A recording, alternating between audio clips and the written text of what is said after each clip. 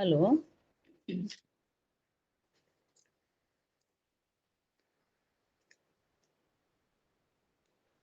Shall I start now?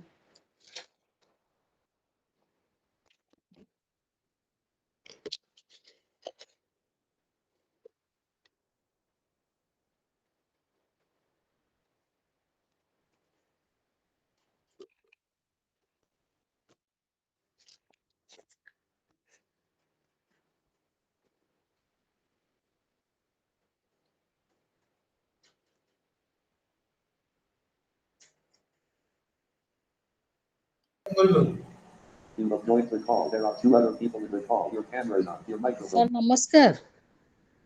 नमस्कार madam. Your microphone is on. आज्ञा sir. Sir आरंभ करते तो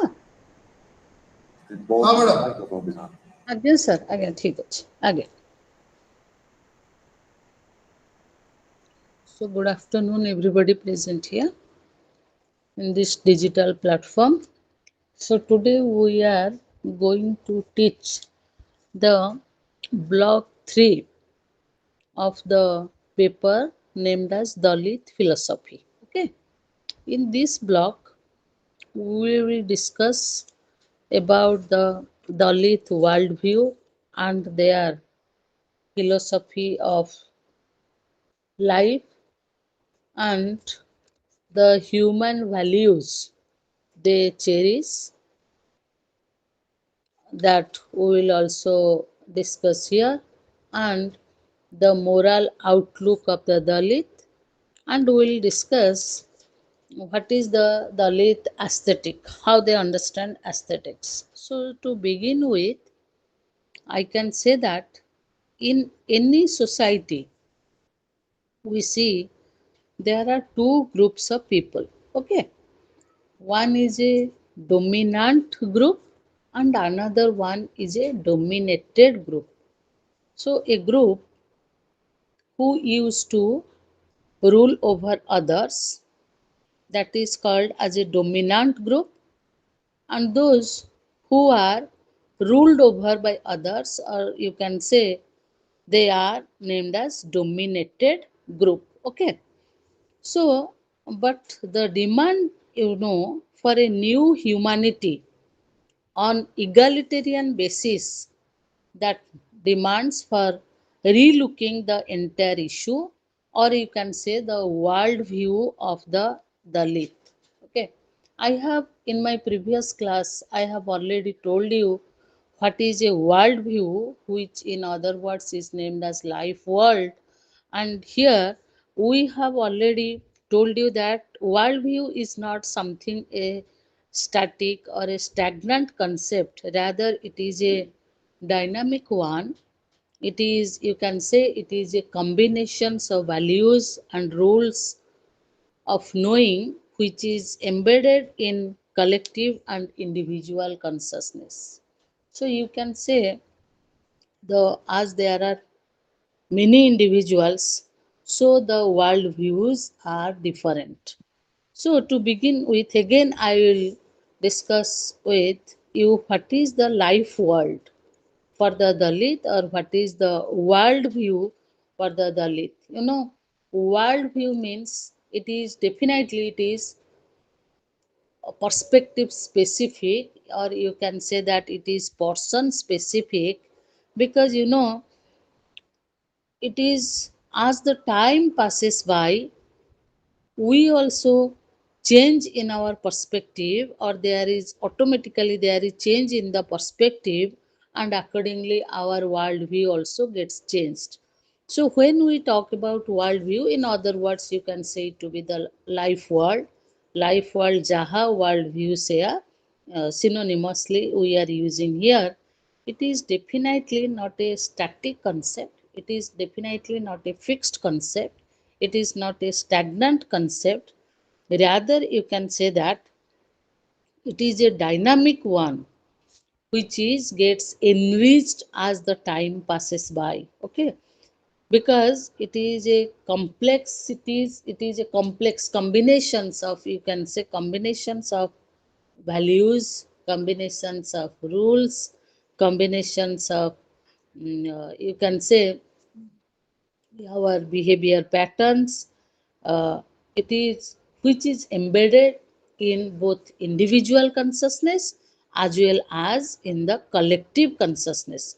Because when we talk about Dalit, I have from the very beginning of the class I have told you that Dalit, they do not believe in the concept, they are not individualistic, they do not believe in the individual concept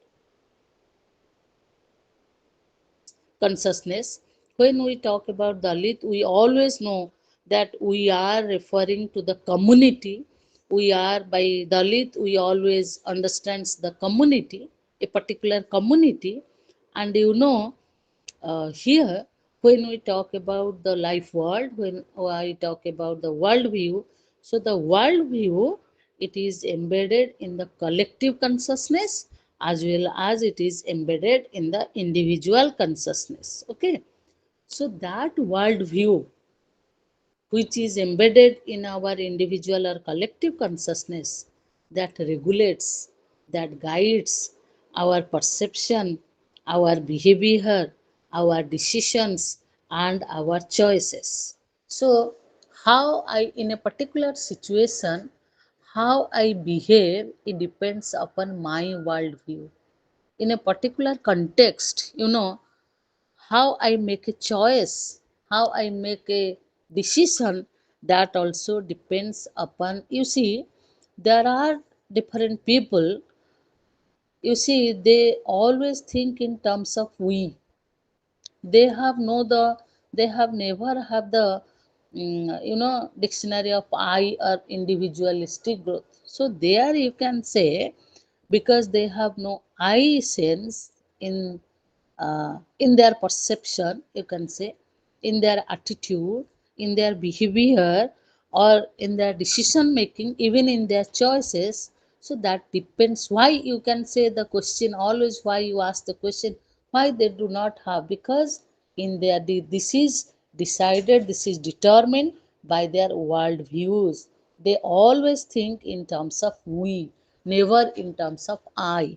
So our worldview, or you can say that our life world, it regulates our perception, it also guides our behavior in different situations, and also it helps us to make certain choices or decisions in different situations or in different contexts.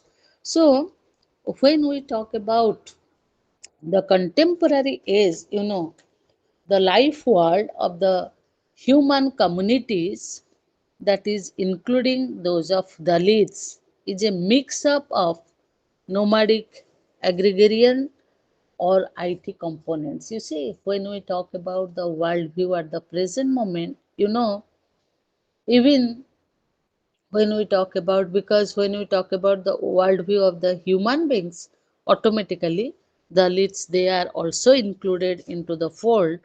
And they have a mix up combinations of, because initially, when we said, because they have a nomadic lifestyle, that we know, and they are basically agrarian, that but at the same time, in their worldviews there is a mix up of IT components.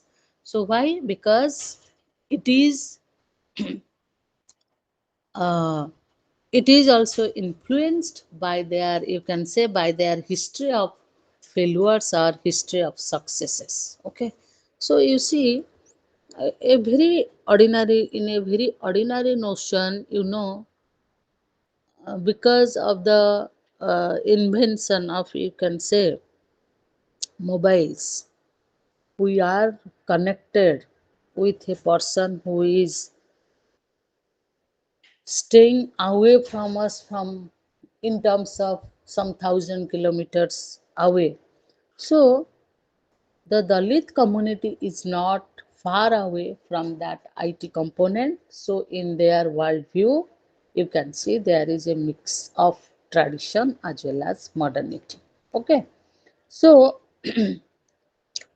when, particularly when I talk about the Indian community or the Indian society, in Indian society, the caste conflicts, or you can say the caste hierarchy, that is the social structure of the Indian society, that caste conflict, it divides the society, it divides the society horizontally and the human values vertically. Okay, because of the caste hierarchy, there is division, because we talk in terms of upper class, we talk in upper caste, we talk in terms of lower caste, we talk in terms of untouchables, we talk in terms of Dalits. So, definitely we can say that it divide the society as well as the human values. Okay. So some of the conflicts, you know, conflict consciousness, like you can say polytheistic monotheism, or you can say that disorderly order, or you can say that revolting consensus, or you can say uh, the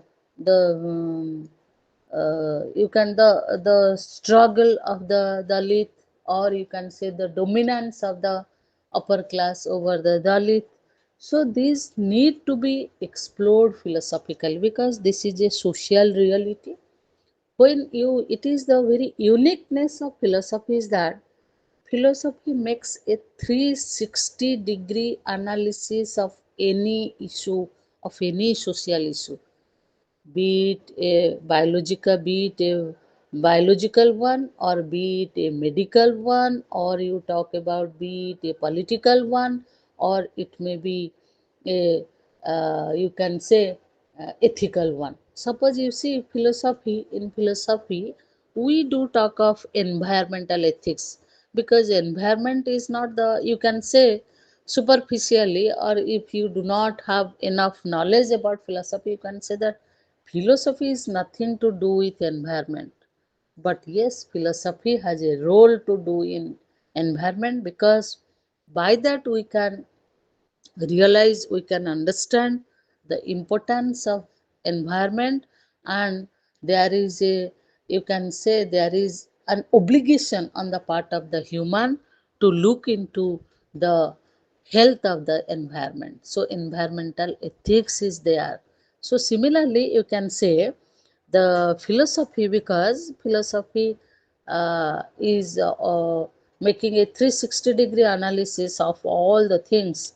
So therefore we can say the some of the conflicting issues that we find in the community and in the society, you can say like polytheistic monotheism, or you can see that we always see that there is a very structured, in a very structured way violence is there, or you can see in a very uh, orderly way the disorders are there that we see.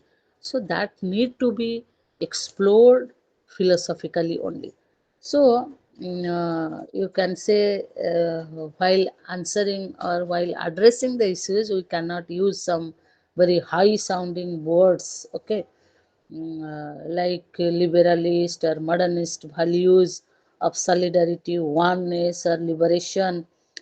Simply, they are inadequate to understand the fabric of Dalit roots and resources. So, when we are trying to, in this paper, we are trying to address the issues of the Dalit simply by using certain high sounding words, like you can say words like oneness. You can say that all are one. So why there is division? But the social reality, the fact is that there is division. So simply the high sounding words like I have told you that you have to solidarity, or you can talk in terms of oneness, or you can say emancipation or liberation, they are simply inadequate enough to understand the fabric of the Dalit roots and resources. So in the history, in the history, we see that Dalits or the untouchables, they are discriminated, they are excluded, and they are humiliated.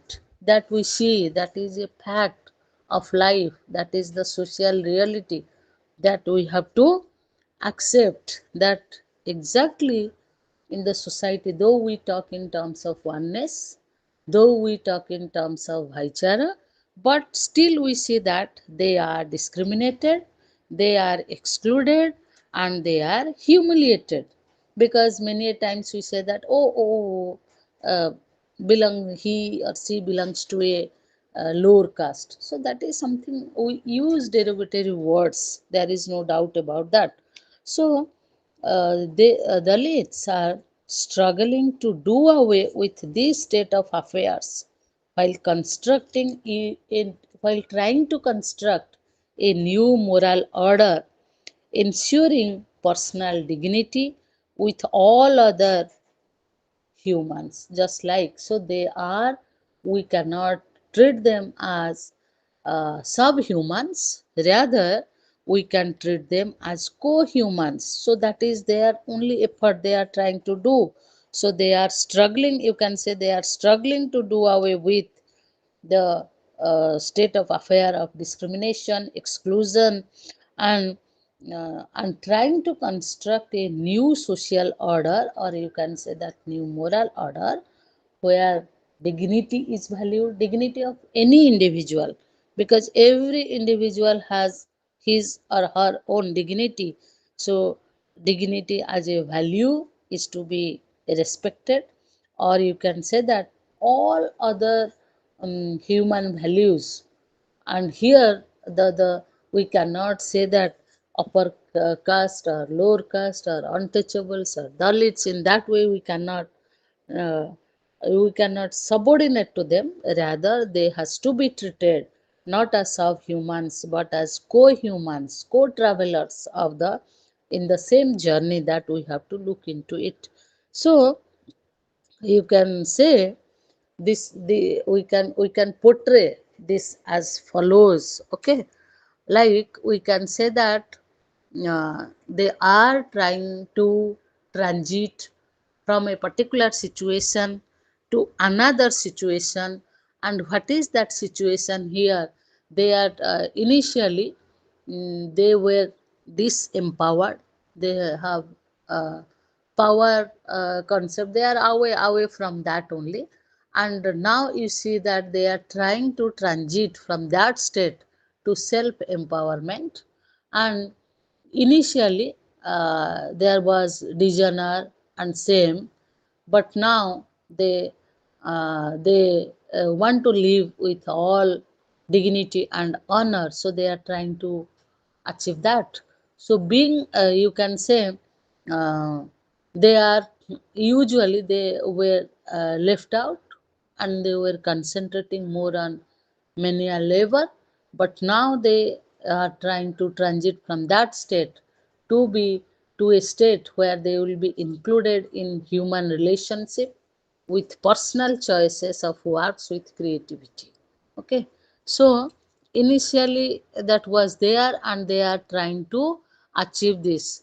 So you can say that now even they are trying to eradicate that discriminatory hierarchy, or they are trying to annihilate exactly all forms or every form of discrimination, you can say.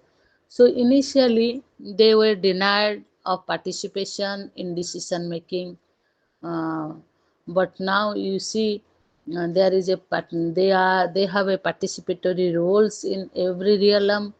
And again you can see initially they were looked down upon, um, but now they are trying to get the equal opportunities in every realm, because everyone, whether a man or a woman, everyone has the right to get the equal opportunities. This is a basic human right. In that way we understand nowadays. So initially they were deprived of land and other means that is required to lead to have a decent life. And now they are having the availability of the means needed for a dignified life. And similarly you can say that there is exclusion and humiliation as lesser humans with denial of human dignity and legitimate share of opportunities. and now they have a due share of in power or in power relations, or you can talk about the opportunities. So these are the, you can say that these are the basic state they were, all the Dalit people they were in, and now they are trying to achieve this, the way I am just describing it initially. Similarly, there is mythological legitimation of the arbitrarily attributed status of the pure, impure for the perpetuation of the privileges of the socio-cultural elite. And now there is, you see, the rational legitimation of the ethically achieved status by enabling the victims of casteism to humanize themselves even during different sorts of conflicts. So that we see here. So so this is how we they, or we can say that the Dalits, they are trying to transit from that state and to this state now. So and these inherent transitions, this could be construed as the spring of life flowing from the fertile soil of the Dalit culture or Dalit location, you can say in that way. So, we have to discuss here, for that, we have to discuss here how we are philosophizing everything from that Dalit perspective that we discuss here. But before that, we must have some discussion regarding what is philosophy or what do we mean by philosophy. So basically, philosophy engages itself in ideas, presuppositions, beliefs, or concepts and contents of truth and the interpretation of them. Okay, you see, everybody using the word, space, time in their everyday interactions or everyday transactions. But it is philosopher who is trying to understand that what is the time, what do we mean by the very concept of time, what is space as such. So these are the, so usually, the philosophers, they are raising very fundamental questions, raising the, you can say, they are raising the very fundamental questions regarding the reality. This is called, this is called the philosophy, because there is a mm, somebody who criticized philosophy and said that philosophers are doing nothing but trying to prove a black cat in a dark room where there is no cat at all. So the philosophers did not react. The philosophers will simply say that, yes, I agree, it is your philosophy, but my philosophy differs from yours. So you see, this is, so the interpretation of the ideas, you can say, interpretation of the beliefs, interpretation of the concept, interpretation of the contents, it varies. How you perceive truth, that varies from person to person. So you can say that philosophy equally varies from person to person. There are, to a particular question, suppose you one raises the question that what is reality, one can say that it is one, another can say that it is many, and somebody will say that it is two. So these are called the different perspectives, So you can say philosophy raises basic questions of problems of life and death, because we are, it is, I have already told you, philosophy raises certain fundamental questions. And we see that we have a life, we see that there is death, and we say that all around there is a world, and our thought process, our thinking ability, because we are a thinking being, so our thinking ability, it prompts us to think that whether there is something that is visible, whether there is something beyond all these things that we see, that we feel, that we talk about. So that is the very, you can say, that is something that philosophy usually does. So philosophy, it raises certain basic questions of, you can say, problems of life and death, and those are emerged from the particular human community, or you can say that community of Dalits.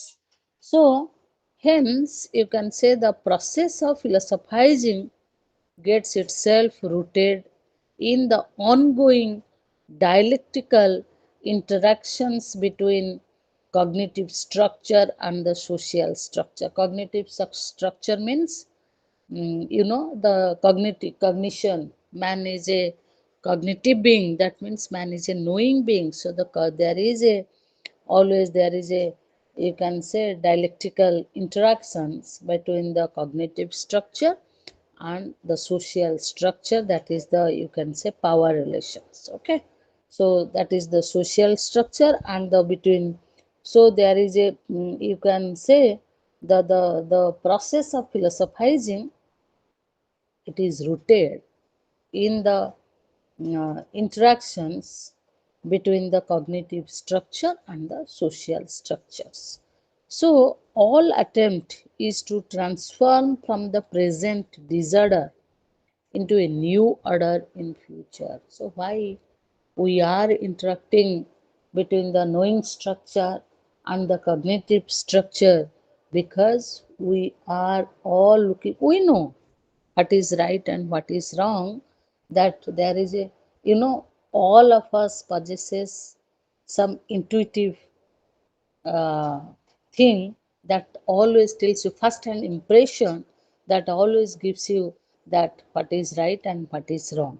But still nobody wants to raise the voice because it is in practice. So this is the social structure, you can say. So but at the same time, why we do interact? Because we are thinking of addressing the disorder that we see, so that we can have a new order in future. So this process of doing philosophy, it addresses the question of transformation. So by that we know these are the different practices, and these are not good practices, because we have a reason, and that reason, everything is to bring to the, everything we can bring them to the laboratory of reason. And we know that this is, if my reason tells me that it is not good, so I am trying to transform that practice into a good practice. So this process of transformation, you can say, this envisaged by the process of philosophizing, which is multidimensional, personal and public, micro and macro. So we have to address this process of transformation, which needs the philosophizing, and we are saying that it is multidimensional, because there are some personal issues are there in the individual level. Because when we talk about a society, we have to concentrate on individual consciousness as well as collective consciousness. So there is micro, in the micro level there are issues, in the macro level there are also issues. There are issues in personal life, there are issues in public life. So by that we try to philosophize. The process of philosophizing, we say it is multidimensional, because it is going to address the relation between personal and public, the relation between micro and macro. So definitely it has to be of the multiple phase, and and that multiple phase can be can be discussed, or can be spelled out as follows. Because there are, there are experiences in our everyday transactions, in our everyday life, we can say, we have experiences, we have practices that reflected involvement, or you can say that we have involved reflection. Similarly, you know, we have analytical probe into the force and source of conflicts operative in the lives of people, particularly with Dalit, affecting their cultural symbolic world and various power structures that we talk of. So we can similarly we can say that there is meaning generating activities also uh, um, are there, which also deals with actual life situations and the life promoting meaning generating resources from various cultural soils. Similarly, we can say the mm, alternative directions and orientations that we have to be consciously pursue for the consciously pursued by the people concerned, particularly Dalit people.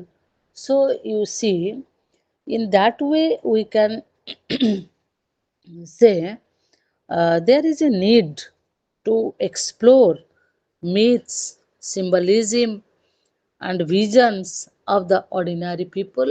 Ordinary people means Dalit people. Okay, so in the Dalit life, myth, symbolism, rituals, they play a very meaningful, they play a very prominent place in the lives of the Dalit. So it's because if we want to do in that way, so you can say that there is a need to explore the myths, the symbolism, the rituals, the visions of the Dalit people. Similarly, you can talk about the marginalization of the Dalits. It could be perceived through these practices. We can perceive they are because they are marginalized. This could be perceived through um, the following. You can say through the practices, through the patterns of practices. You can say that is segregation of the living locations and the burial grounds. In my previous class, I have already told you that they maintain a safe distance, they maintain a clear cut demarcation between their living locations and the burial grounds, that is the segregation of the living and the burial grounds. The stepmotherly treatment meted out to them regarding their dignified participation in public events, social activities, or you can say community worship, or you can say governing institutions. So they were treated. The history tells us that they were being treated as a they were left out. Nobody takes them into account, whether it is about a public event or it about a social activity. So you can so there is a by exploring all this we can involve them with their dignified participation, that and uh, you know uh, they must have the equal rights of the ordinary people, equal rights in their marriage or burial ceremonies and car process of festivals, because I have already told you that they give more importance on three things only. One is production, and second one is procreation, and third one is preservation. They give more and more importance on these three things, ଯୋଉଥିପାଇଁ କି ତାଙ୍କର ବାର୍ଥକୁ ସେମାନେ ବହୁତ with pomp and show celebrate କରନ୍ତି. Even in ସେମିତି ତାଙ୍କର deathକୁ ବି, because they believe in only in this life. uh, they believe that this life is enough and this life is the only life. So with death everything come to a stop. So even they also celebrate death equally as they celebrate the birth. Okay, so similarly they must be allowed to pursue dignified services at the civil level and sacred premises of the worshipping places. So these are the, you can say, this could be possible, this could be perceived, you can perceive this um, through the um, through the practices of all these things. Okay, so again you can say that there is the damage of the human dignity with arbitrary attribution of permanent pollution as untouchables due to the practice of caste hierarchy. Caste hierarchy ପାଇଁକି ଆମେ କ'ଣ କହୁଛେ, they are impure people, they are untouchable, ତାଙ୍କୁ ଛୁଅ ନାହିଁ। ସେ କହୁଛି ଏଇଗୁଡ଼ା ବି ନ ରହିବା ଉଚିତ। ସେମିତି contradiction between being wanted as menial executives and unwanted as people with equal footing। ତେଣୁ ତାଙ୍କୁ ତମର ଯେତେବେଳେ ଯାହା ମାନେ ଫିଜିକାଲ ଲେବର ଦରକାର ଥିବ, you can not borrow them as only menial executives and you do not treat them at par. That is something need to be addressed. Similarly, you can say that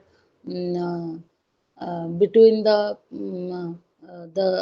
inner conflicts between the personal desire for equal placement with others and the impersonal duty of being reduced to be lesser humans in the socio-political ladders, that is to be addressed also. Similarly, you can say that there is a conflicting expression of the explicit consciousness. That means immediate explicit consciousness means immediate agenda for survival, and the implicit consciousness means sustaining passion for collective human identity.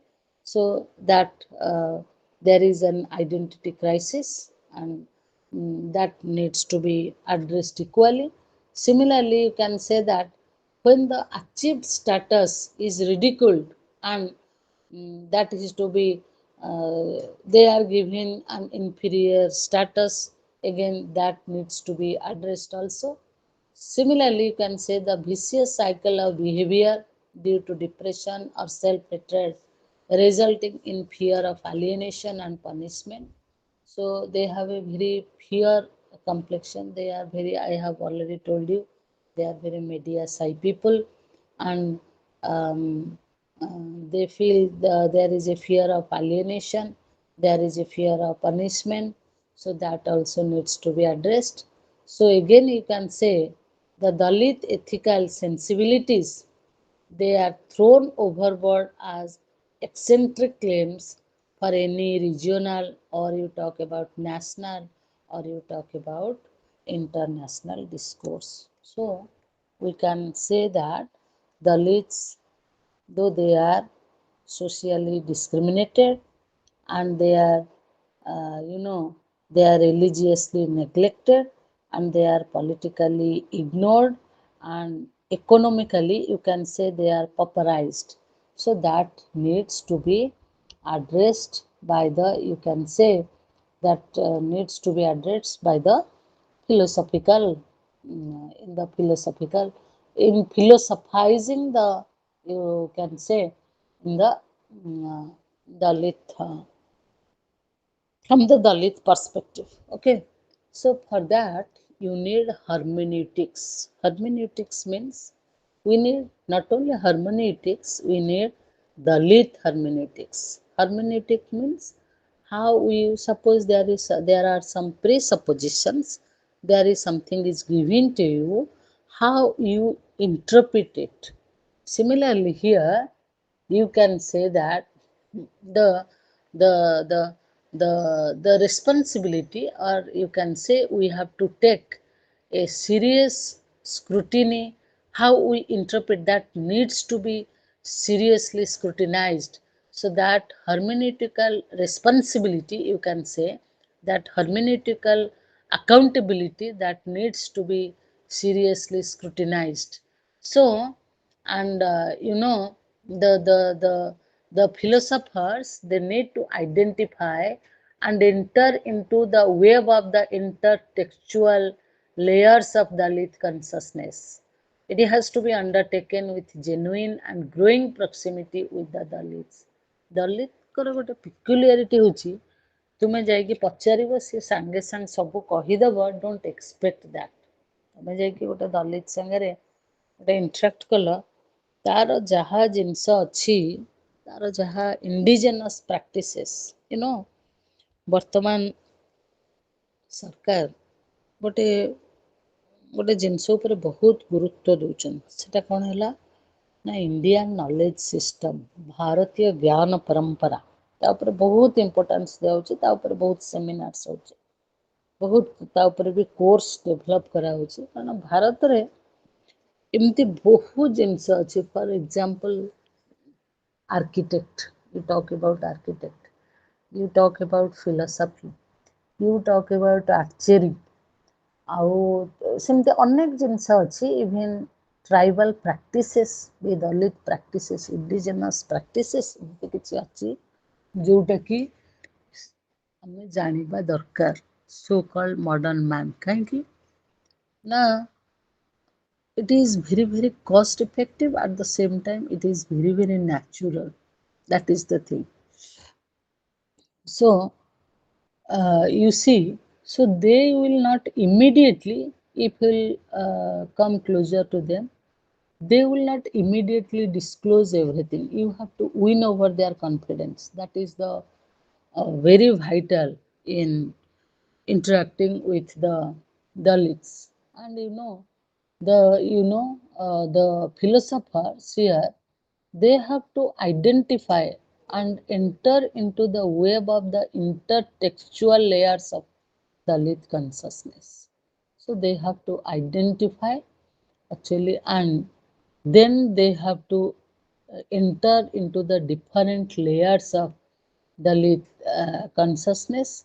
And it has not to be, if you will just being an intellectual, you want to derive certain things from them, it is not possible.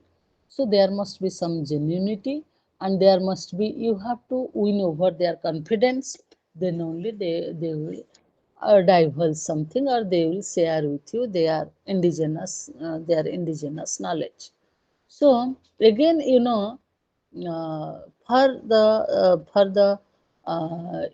for the serious scrutiny of the hermeneutical responsibility or accountability, you must have an empathetic journey of solidarity into the Dalit world, and it has to be undertaken by these enablers. ସମସ୍ତେ ଏଇଥିପାଇଁ କି ଯୋଗ୍ୟ ନୁହନ୍ତି। ଯେଉଁମାନେ ଯୋଗ୍ୟ ଥିବେ, they can go to the Dalit, they can communicate, they can interact with them, and they can enter into the Dalit world. So it implies, deep insights into Dalit's native symbolic universe, that is the religious cultural resources. Okay. So again, because why we say so, because there are different practices, they are how they perceive the forest, how they perceive the animals of the nature, how they perceive their fellow beings. So that is possible from seriously scrutinizing and interpreting the religio-cultural resources, then only you can have some knowledge of it. So again, the enablers, those who will qualify to get that knowledge, those who can take that dare to be with them, dare to interact with them. So the enablers, they need to further dwell upon the linguistic world with narrative patterns and poetic outburst. I have already told you, କେମିତି ଗୋଟେ ସ୍ତ୍ରୀ ଲୋକଟେ ସେ ଜଙ୍ଗଲକୁ ଯାଉଥିବ, ସେ କ'ଣ କରିବ, ସେଇଠି ତାର ଏଭ୍ରିଡେ ଲାଇଫକୁ ସେ ତାକୁ ଗୋଟେ ପୋଏଟିକ୍ ଫର୍ମରେ ତାକୁ ସେ କହି କହି ଗୀତଟେ ଗାଇ ଗାଇ ଚାଲିଥିବ। ତାର ଏଭ୍ରିଡେ ଆକ୍ଟିଭିଟିସ୍, ଯେକୌଣସି ଆପଣମାନେ ଯେକୌଣସି ଗୋଟେ ଟ୍ରାଇବାଲ୍ ଆର୍ଟ ଦେଖନ୍ତୁ, ତା ଭିତରେ ତାଙ୍କର ଗୋଟେ ଫେଷ୍ଟିଭାଲର either that will be reflected. ତାଙ୍କର ଯେକୌଣସି ଗୋଟେ ଆର୍ଟରେ ଦେଖିବେ, ତାଙ୍କର everyday life activities that is reflected. So you can say the from the myths, from the folklore, and or oral articulation from the communication styles. You can or even from their rituals and performing arts and traditional modes of encountering joys and sorrows that are to be understood properly so that we can have a serious hermeneutical interpretation of the entire issues that is related to the Dalit community. Okay, so uh, both the Dalit identity formation, both in the individual level as well as the collective level, it is to be perceptibly located amidst imposed identities. Then only we can have a better understanding. And the familiarity with the diverse ways of hermeneutical attempts from Dalit perspective could help them avoid dogmatism and doctrinal fundamentalism. Okay, what is that? So, ସେ କହୁଛି କ'ଣ ନା if we have the hermeneutical serious hermeneutical attempts from Dalit perspective, not from our perspective. Because if we look at the issue from our perspective, we can say that it is full of myth, it is full of dogma, and it is there is nothing. But if we look at the issue from their perspective, you will see that we can see that everything has a purpose, everything is beautifully designed. ସେମାନଙ୍କର ଗୋଟେ କେତେ ସୁନ୍ଦର ମୋ କଥା ମନକୁ ଆସୁଛି, ସେଥିପାଇଁ ମୁଁ କହୁଛି ଯେହେତୁ ପ୍ରାୟ ଆପଣ ଦେଖିବେ ଦଲିତ ମାନେ ଯୋଉଠି ରହୁଥିବେ ସେ ପାଖାପାଖି ପାହାଡ଼, ଜଙ୍ଗଲ, ଝରଣା ଏସବୁ ଜିନିଷ ଥିବ। ପାହାଡ଼କୁ ସେମାନେ କ'ଣ କରିଥାନ୍ତି, ମାନେ ତିନି ଭାଗରେ ତାଙ୍କର ଡିଭିଜନ କରିଦେଇଥାନ୍ତି। ଅପର ପାର୍ଟଟାକୁ ଝିଅମାନଙ୍କୁ ଆଲାଉ ନାହିଁ, କେହି ଯାଇପାରିବେ ନାହିଁ। ତେଣୁକରି ସେଠି ଯାହା ଗଛ, ଯାହା ଜୀବଜନ୍ତୁ ସମସ୍ତେ ଆକ୍ଚୁଆଲି ଗଛ କାଟେ କିଏ? ଗଛ କାଟେ ସେଇ ସ୍ତ୍ରୀ ଲୋକଟି ଯିବ ଘର ଜାଳ ପାଇଁକି ସେ ଗଛ ଆଣିକି ଆଣିବ। ତେଣୁ ସେଠି ତାଙ୍କୁ ରେଷ୍ଟ୍ରିକ୍ଟେଡ୍। ତେଣୁ ଅପର ପାର୍ଟରେ ଯେତିକି ଗଛ ରହିଲେ ସେମାନେ କ'ଣ କଲେ, ପୁରା ଆରାମରେ ସେମାନେ ସେଭ୍ ହେଇଗଲେ। ତେଣୁ ତାଙ୍କର ଅସୁବିଧା କିଛି ହେଲା ନାହିଁ। ତା ତଳ ପାର୍ଟଟା that is occupied for cultivation, କାରଣ ସେ ତ ଖାଇବ, ବଞ୍ଚିବ। ତେଣୁକରି ସେଇଟାରେ ସେ ପୋଡ଼ୁ ଚାଷ କରିବ ବା ତାଙ୍କର ଯାହା ଯାହା ଅଛି ଯେଉଁ ପ୍ରକାର ଚାଷ ରହି ସେଗୁଡ଼ାକ ସେ କରିକି ସେ ସେଥିରୁ ତାର ଲାଇଭଲିହୁଡ଼ ପାଇଁକି ଆଣିବ। ତଳ ପାର୍ଟଟା for the grazing purpose of animals.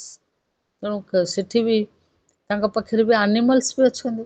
ତେଣୁ ଆମେମାନେ ଯେମିତି ଯେଉଁ ମାନେ ଗୋଟେ କେଉଁ ଗୋଟେ କମ୍ୟୁନିଟିର ପିଲା ଗୋଟେ ମୋତେ କହୁଥିଲା, ମୁଁ ଭୁଲି ଯାଉଛି, ସେ କହୁଥିଲା ଯେ ତାଙ୍କର ମାନେ ଗାଈ ବାଛୁରୀ ଜନ୍ମ କଲେ ସେମାନେ ବାଛୁରୀକୁ ମାନେ ତାଙ୍କର କ୍ଷୀର ଆଣିକି ସେମାନେ ଖାଆନ୍ତିନି, କାହିଁକି ନା ସିଏ ବାଛୁରୀ ପାଇଁକି ହେଇଛି, ତେଣୁ ବାଛୁରୀ ତାକୁ ଖାଇକି ବଡ଼ ହବ। ତେଣୁ ୟୁ ସି ଗୋଟେ ସର୍ଟନ୍ ମାନେ ପିରିୟଡ଼ ପାଇଁକି ସେମାନେ ପୁରା ବିଲକୁଲ ସେ ଗାଈଠୁ କ୍ଷୀର ଆଣନ୍ତି ନାହିଁ, ସେଟା ସେମାନେ ସମ୍ପୂର୍ଣ୍ଣ ଭାବରେ ସେ ବାଛୁରୀକୁ ଛାଡ଼ି ଦିଅନ୍ତି, ସେ ଖାଇକି ତାର ଗ୍ରୋଥ୍ ବଡ଼ ହବ।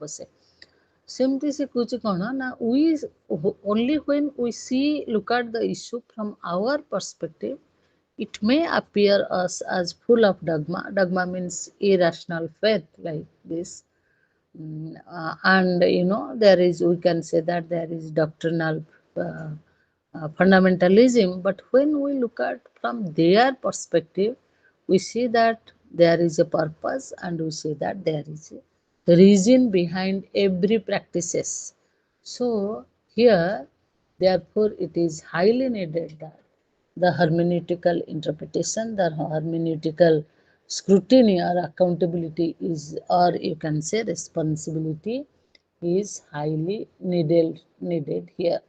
So again you can say that again the philosophers, they has to be correctly identify their mindset, their pre-understanding, and their consciousness formed by their formal education, social location, economic placement, or caste prejudice, which play a very vital role in their attempts at hermeneutics. So we have to, if we want to make a unbiased fair hermeneutics.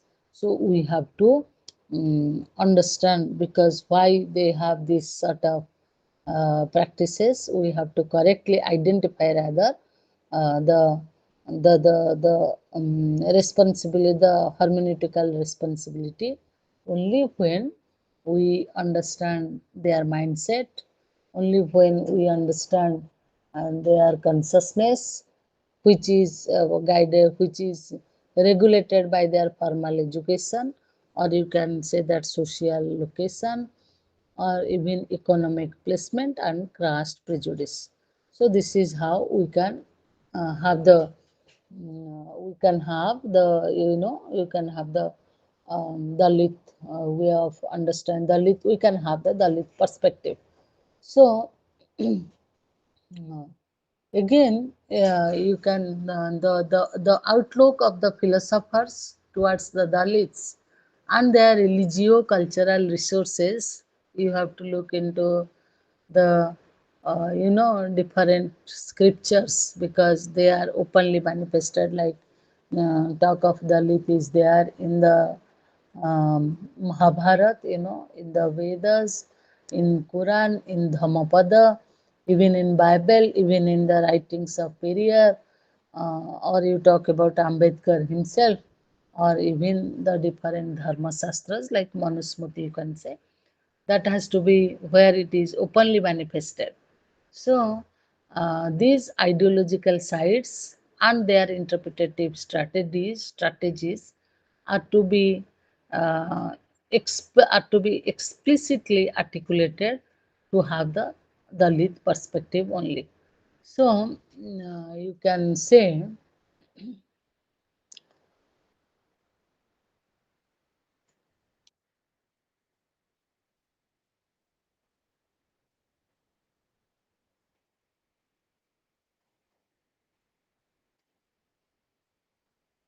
so. By this hermeneutical accountability, we can deliver a new meaning in dialogue with the religious cultural resources, and we can have the right Dalit perspective where we can have the Dalit, we can understand, we can have a better understanding about the Dalit philosophy of life. Okay, so the Dalit philosophy of life, you can say, that raises certain questions. And what are these questions? What are the differences between the, you can say, between the caste minded people and the caste negating Dalits? So, what is the difference? Second one is how to differentiate between the between the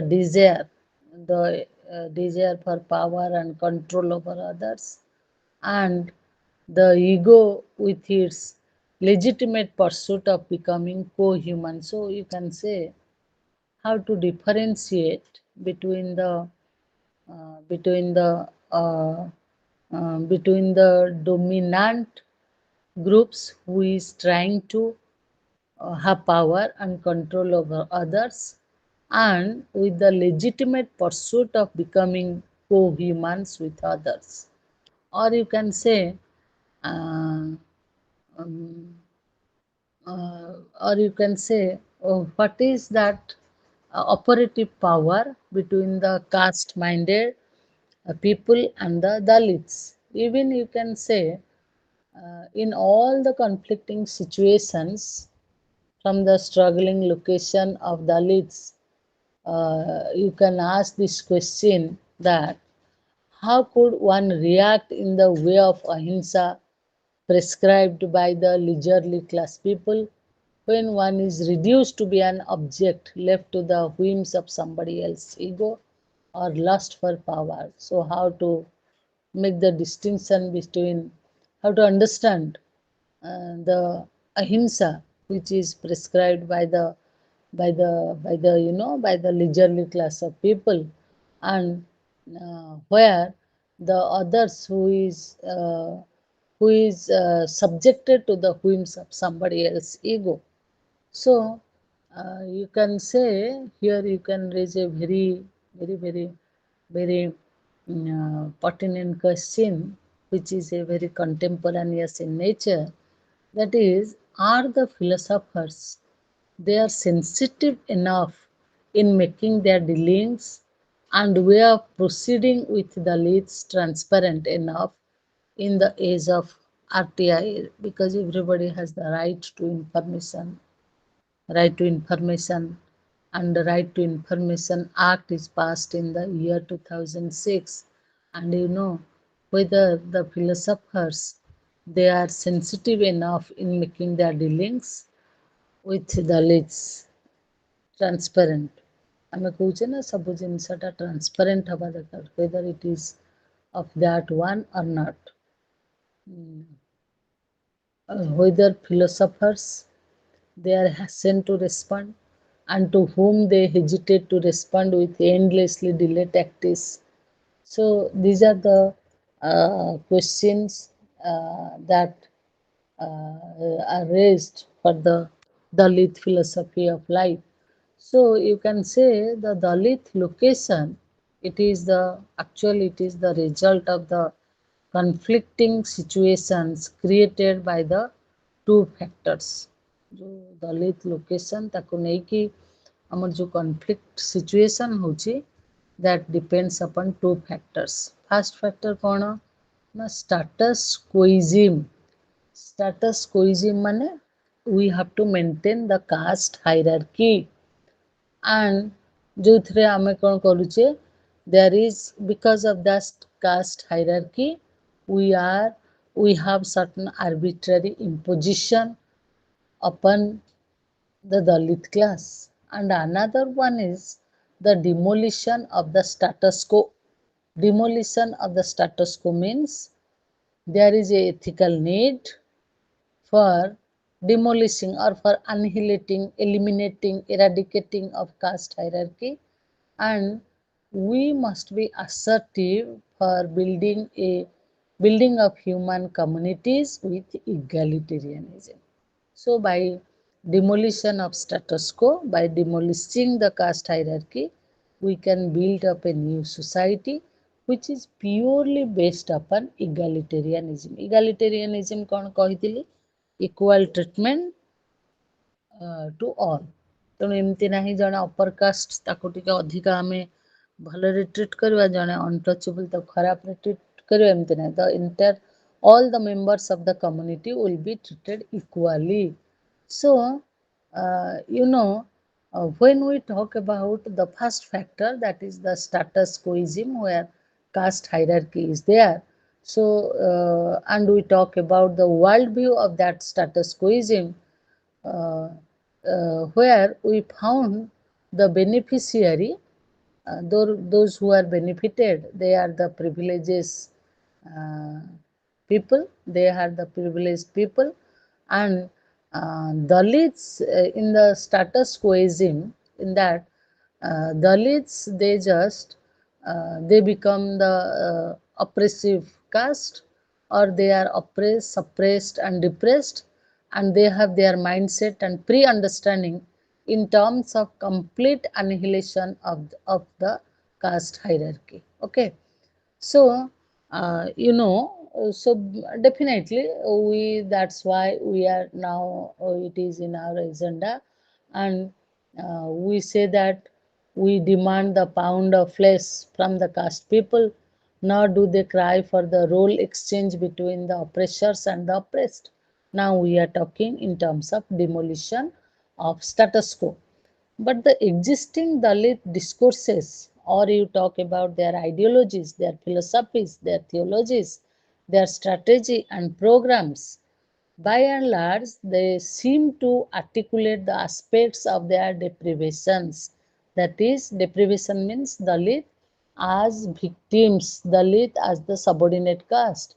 So, uh, um, you can say that beside the Dalit manual power that contribute, no doubt, it contributes the welfare of the society, the passion for creating a casteless humanity, is the unique Dalit agenda in building of the human community.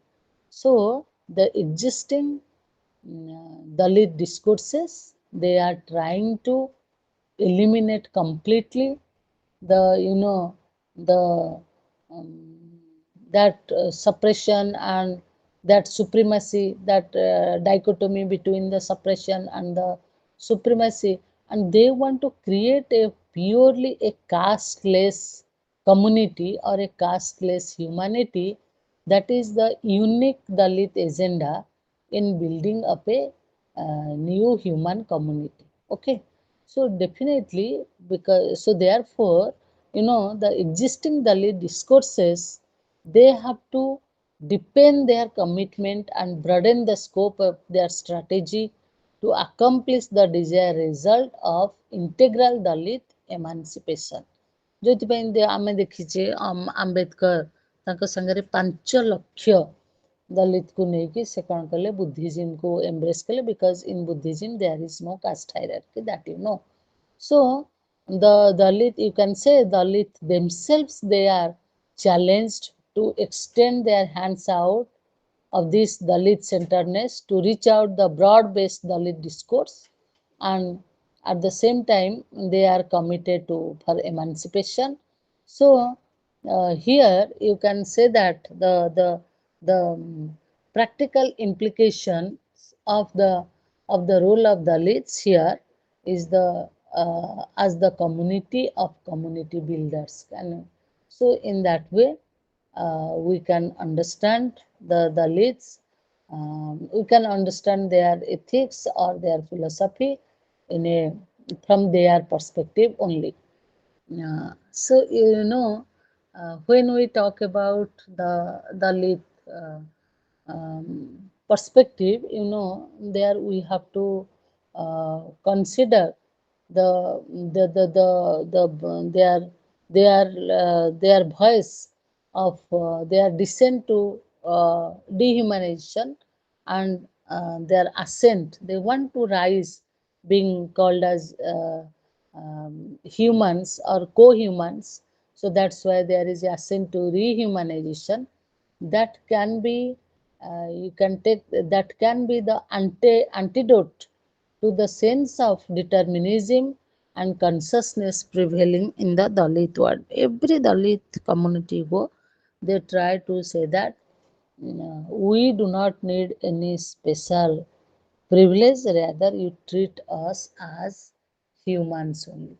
So some dimensions, you can say, that need to find a place in the educative formation of the children, of the youth, and the people at large, both in the formal education as well as in the informal education. That is basic and advanced familiarity with Indian constitution.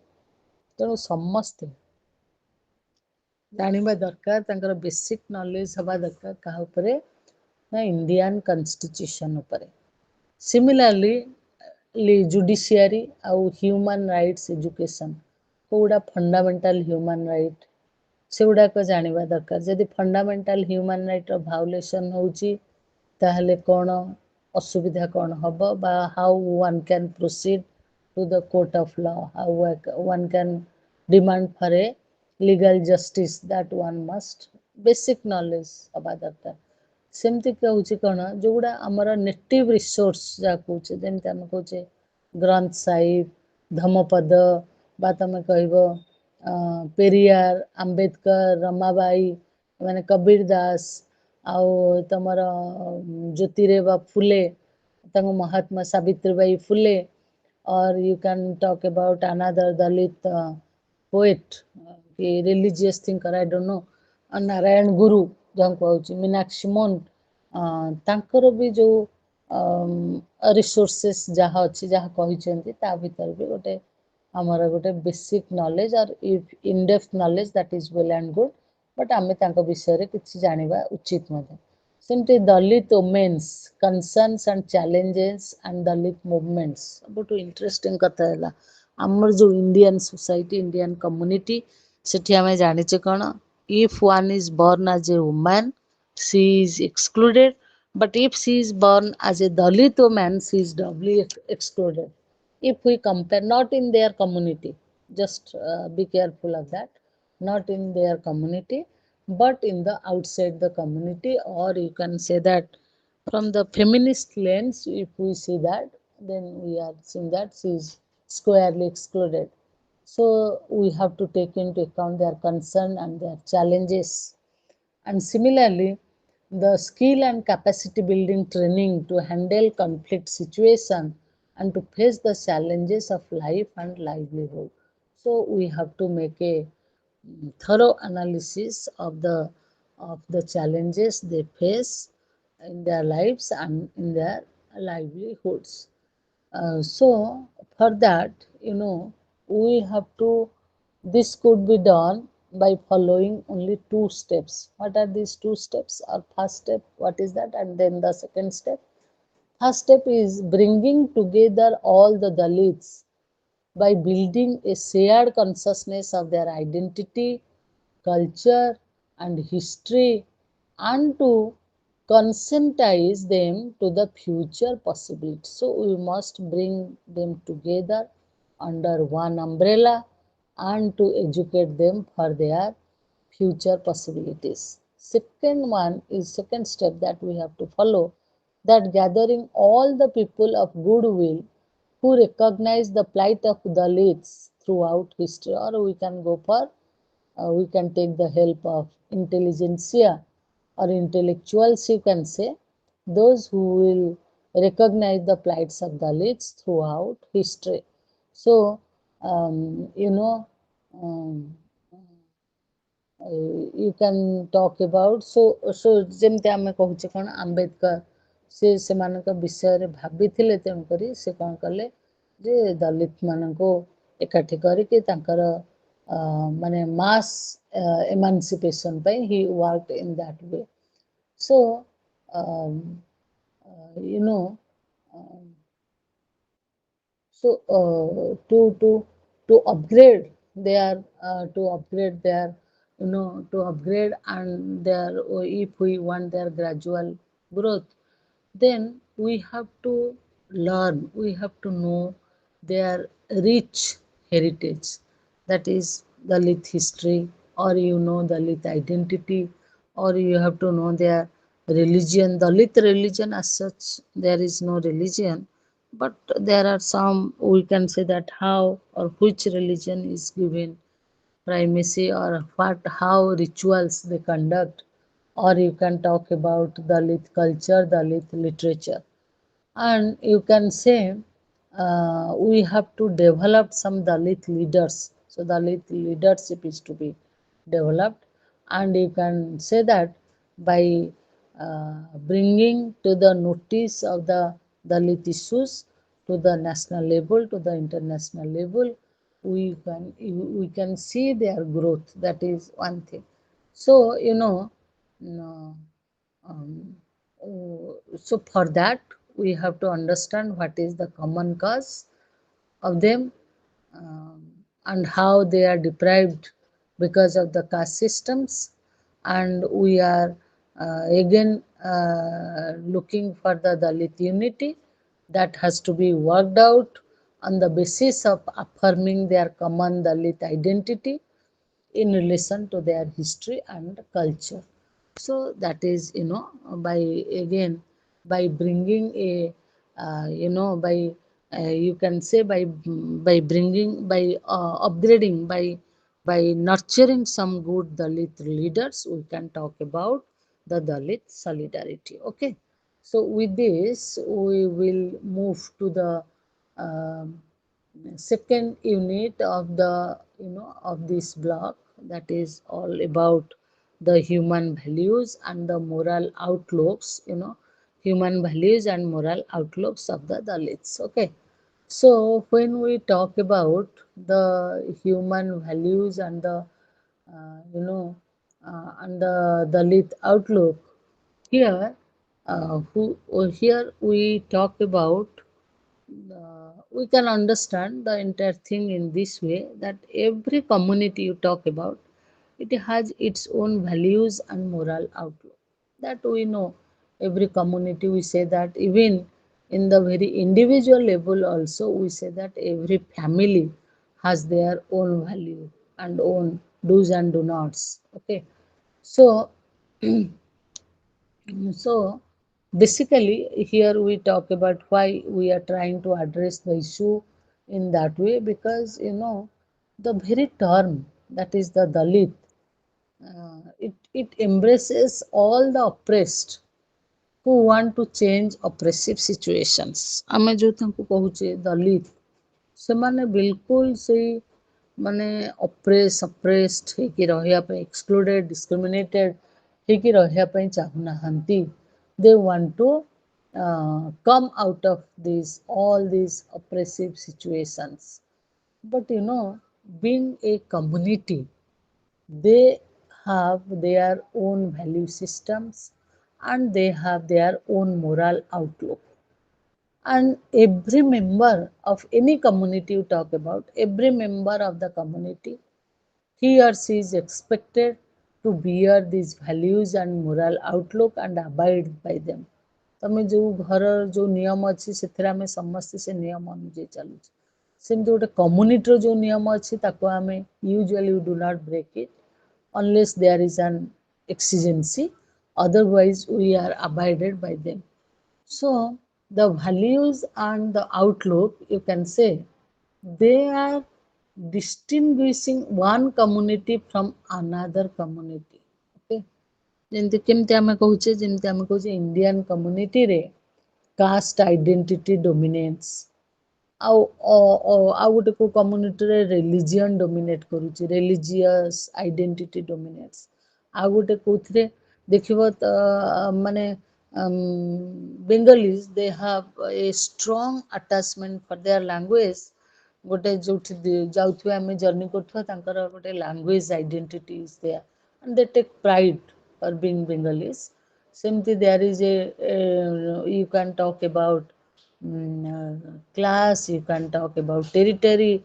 They also play a very, they are the, you can say, determining elements in the values and the moral outlook of a community. In that way, you can say.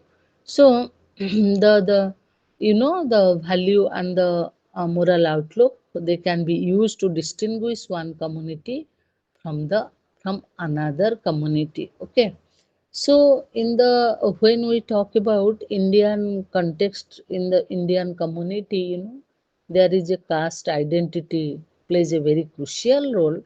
And because of that caste identity, and not only the caste identity, caste hierarchy is there in the social structure.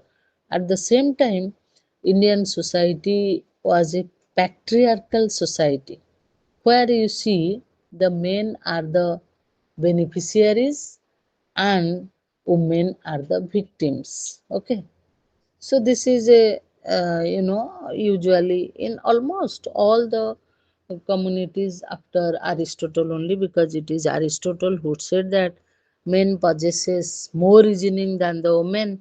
ତେଣୁକରି ସିଏ ସେଇଠୁ କ'ଣ କଲେ, ସବୁ division discrimination ଆରମ୍ଭ କରିଦେଲେ। କେମିତି ନା ଝିଅମାନେ କ'ଣ କରିବେ, ଘରେ ରହିବେ, ଯେଉଁମାନେ ସିକ୍ ଥିବେ, ଯେଉଁମାନେ ଏଲ୍ଡରଲି ଲୋକ ଥିବେ ତାଙ୍କର କେୟାର ନେବେ, ତାପରେ ପିଲା ଛୁଆଙ୍କର କେୟାର ନେବେ, ଅଲ୍ ହାଉସ୍ ହୋଲ୍ଡ ଆକ୍ଟିଭିଟିଜ୍ରେ ଏନଗେଜ୍ ରହିବେ।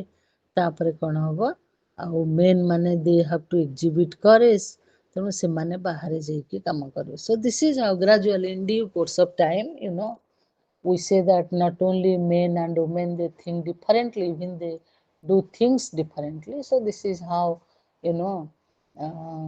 that ingrained into the social structure, ଯୋଉଥିପାଇଁ କି ଆମେ କହୁଛେ କ'ଣ, because of the patriarchy or patriarchal society, men are said to be the beneficiaries and women are the victims. Similarly, in a society, we talk of the upper class people as the dominant upper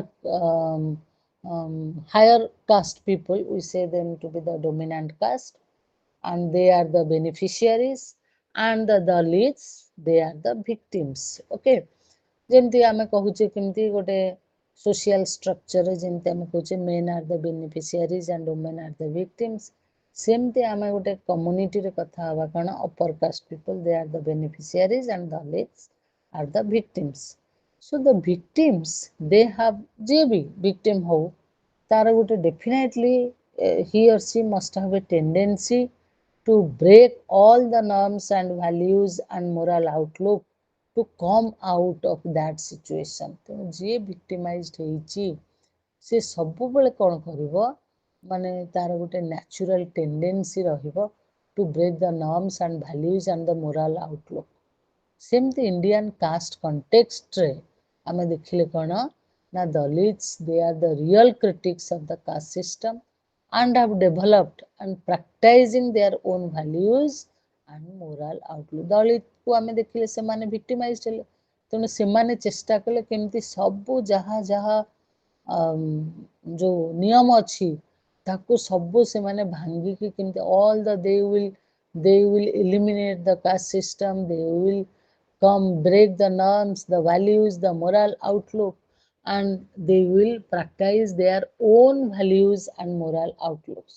Okay, so you can say on that way there is a proximity uh, association, um, um, even when we say that they just break the shackles, they just want to be free from the chains that is set by the caste hierarchy, because of the caste hierarchy.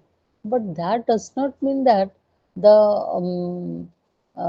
the upper caste they even they learn some oppressive values of the upper caste, that is also internalized by Dalit because of their close proximity, you can say.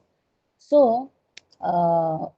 when we talk about Dalit, they have tremendous regards for life, because from the very beginning, I have told you that the leads they are giving importance on three things.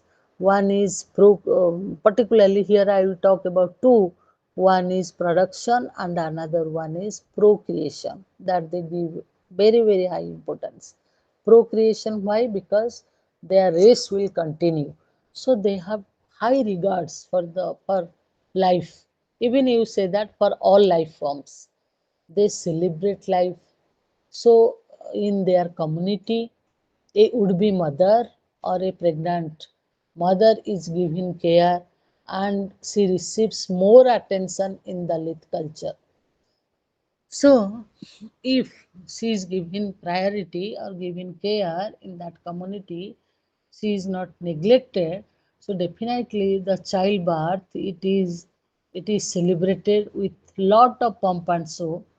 And in a very civilized community, there is a still we have we make a distinction between a boy and a girl. Still there is an choice for opting for baby boys rather than baby girls. But you will be surprised to know that in a Dalit community, the girl child is not at all discrimination. Rather, they treat both the boys and the girls at par.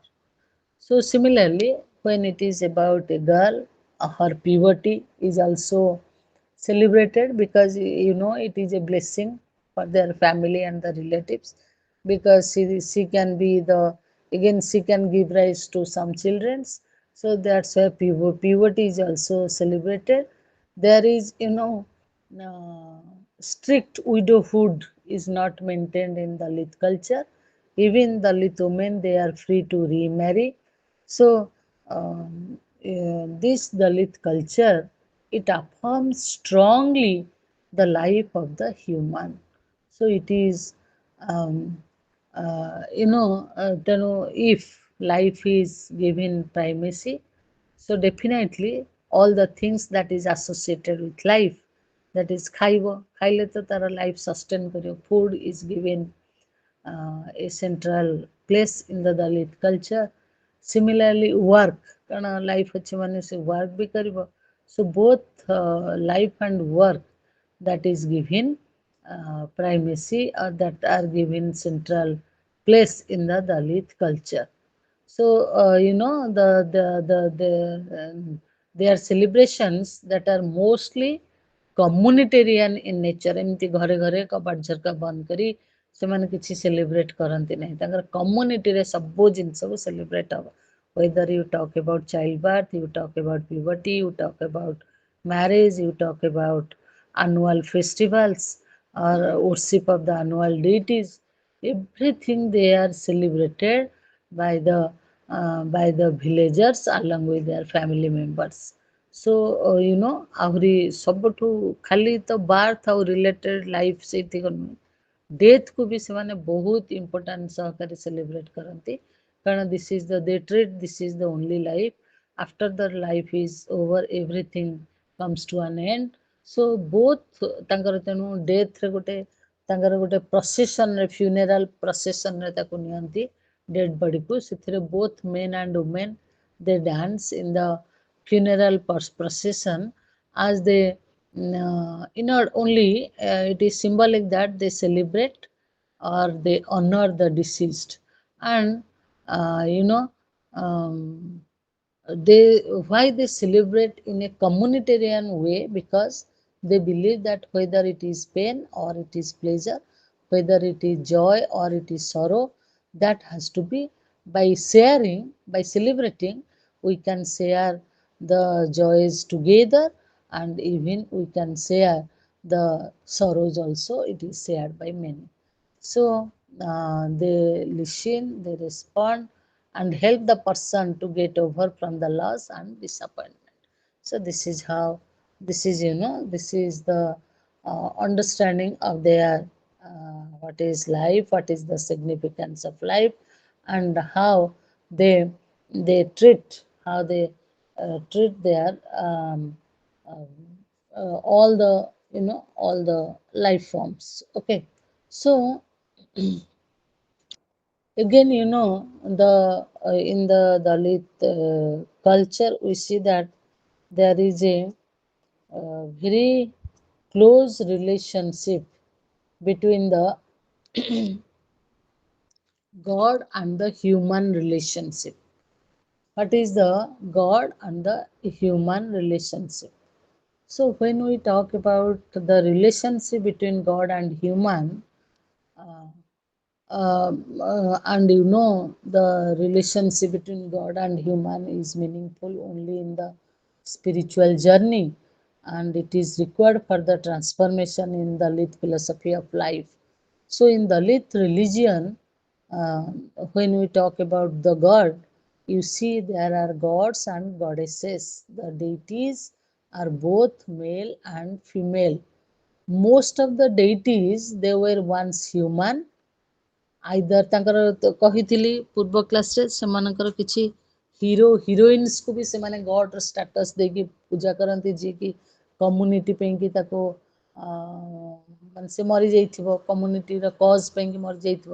ତେଣୁ most of the deities were ones human. ତାଙ୍କର ଏଇ thought process, it is human, either it is slain by the upper caste for transgressing the caste norms or lived for the welfare of the Dalit community.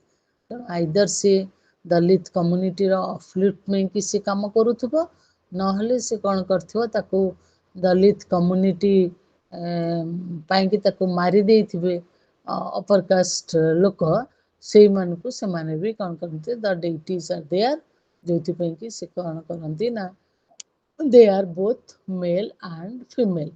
Okay, so so by seeing that, we get to know that in the Dalit culture, there is a practice that a human being can become a god. ଯେତେବେଳେ ସେମାନେ ପୂଜା କରୁଛନ୍ତି ଜଣକୁ, କିଛି ତାଙ୍କର କମ୍ୟୁନିଟିର ଲୋକଙ୍କୁ, ଯେ either ସେ community ପାଇଁ କିଛି କରିଛି ବା କମ୍ୟୁନିଟି ପାଇଁ ମରିଯାଇଛି, ତେଣୁ all that practices that indicates Dalit culture. In the Dalit culture, there is elevation of, or there is human being can be transformed to godly status. So there is a possibility of a human to become a god. So in this situation, you can say The deities and the Dalits, they are interdependent. They have a belief system that their deities are protecting their life from oppression and bless their labor and the nature for sustenance ତାଙ୍କ ପାଇଁ କି ସବୁ ସେମିତି ପରିବେଶ ହେଇଯାଉଛି ଯୋଉଠି ସେମାନେ ବଢୁଛନ୍ତି ତେଣୁ it is because of the blessings of the deity. They do not expect their deity to do things in unnatural or supernatural ways because they do not, because they says that their god should not be understood as a supernatural being, should not be, rather who is always keeps harmony with the nature. So the in their view, the god cannot stop rain. The god cannot do something miraculous because they do not believe their god to be supernatural hero. Rather, their gods or deities to be harmonious with the nature. So you say that in that way you can say Dalits, they have their deities in their natural way of understanding as a better human person. So because as Dalits are discriminated, our Dalits are subject to discrimination, exclusion, and so on.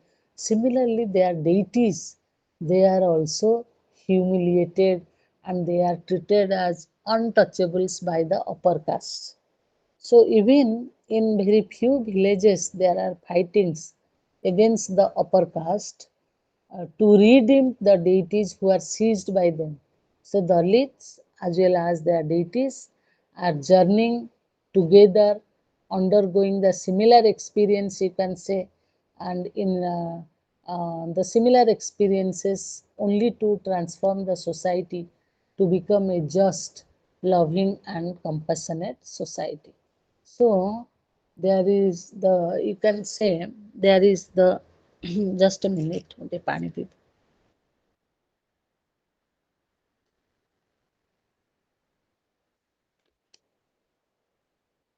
Oh,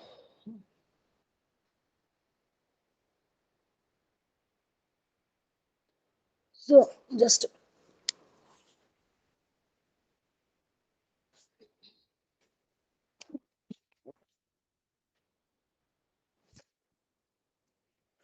so they are looking for communal harmony in the society.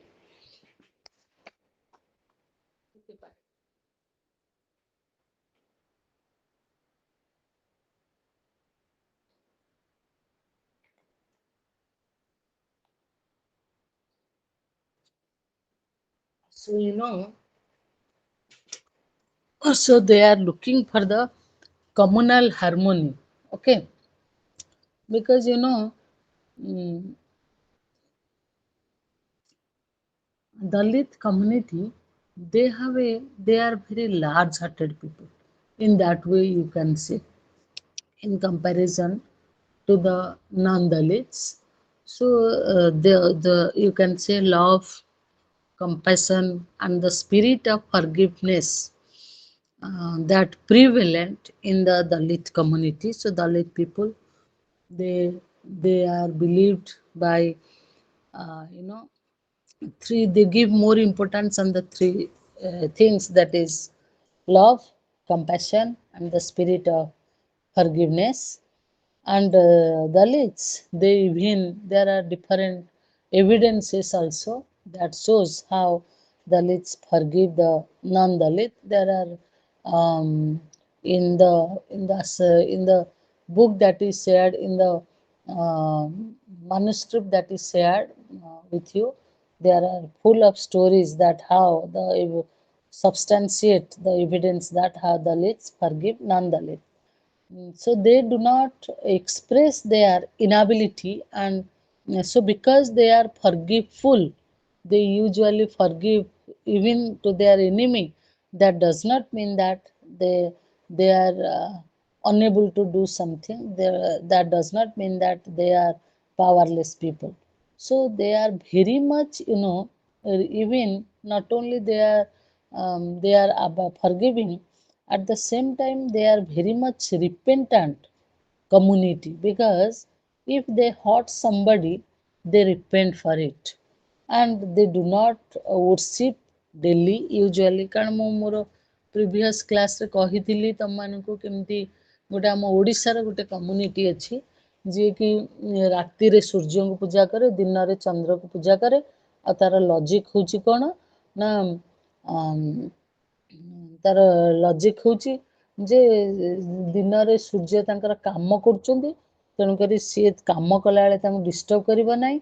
ରାତିରେ ଚନ୍ଦ୍ର ତାଙ୍କର କାମ କରୁଛନ୍ତି, ସିଏ ତାଙ୍କୁ disturb କରିବ ନାହିଁ, ତେଣୁ ରାତିରେ ସେ ସୂର୍ଯ୍ୟ ପୂଜା କରିବ, ଦିନରେ ଚନ୍ଦ୍ର ପୂଜା କରିବ। You see, so that is something very unique, you can say in that way.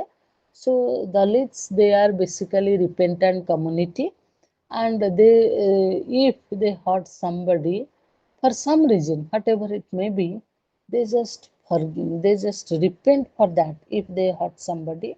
So they do not worship daily.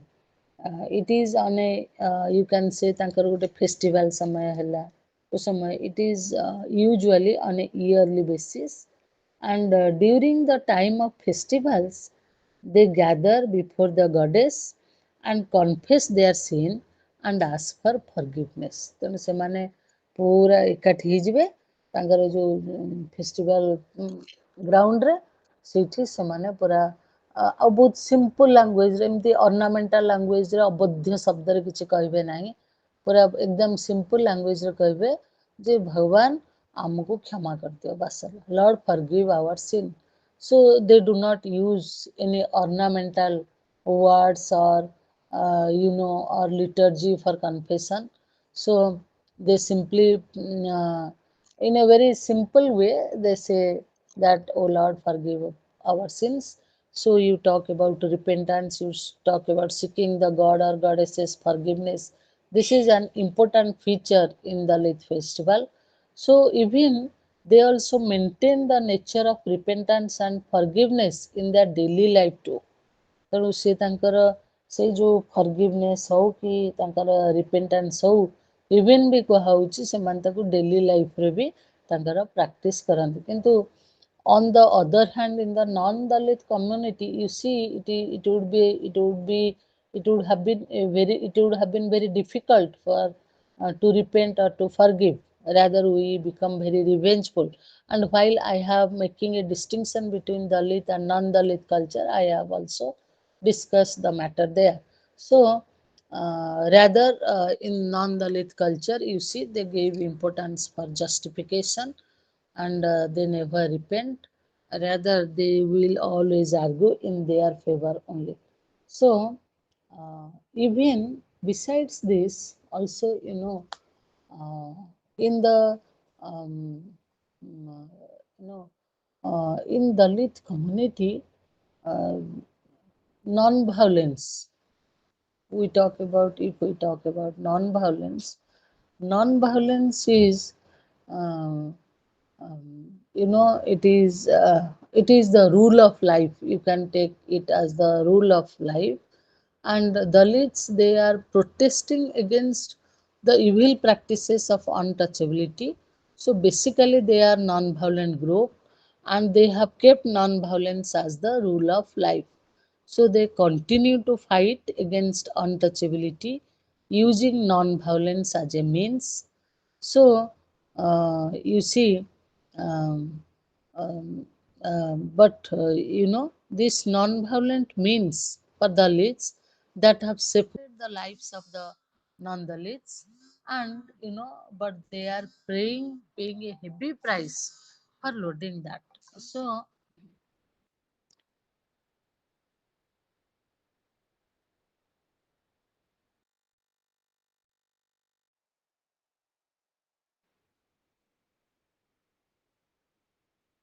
they also look for justice, love, and compassion, because these are the mutual challenge and support.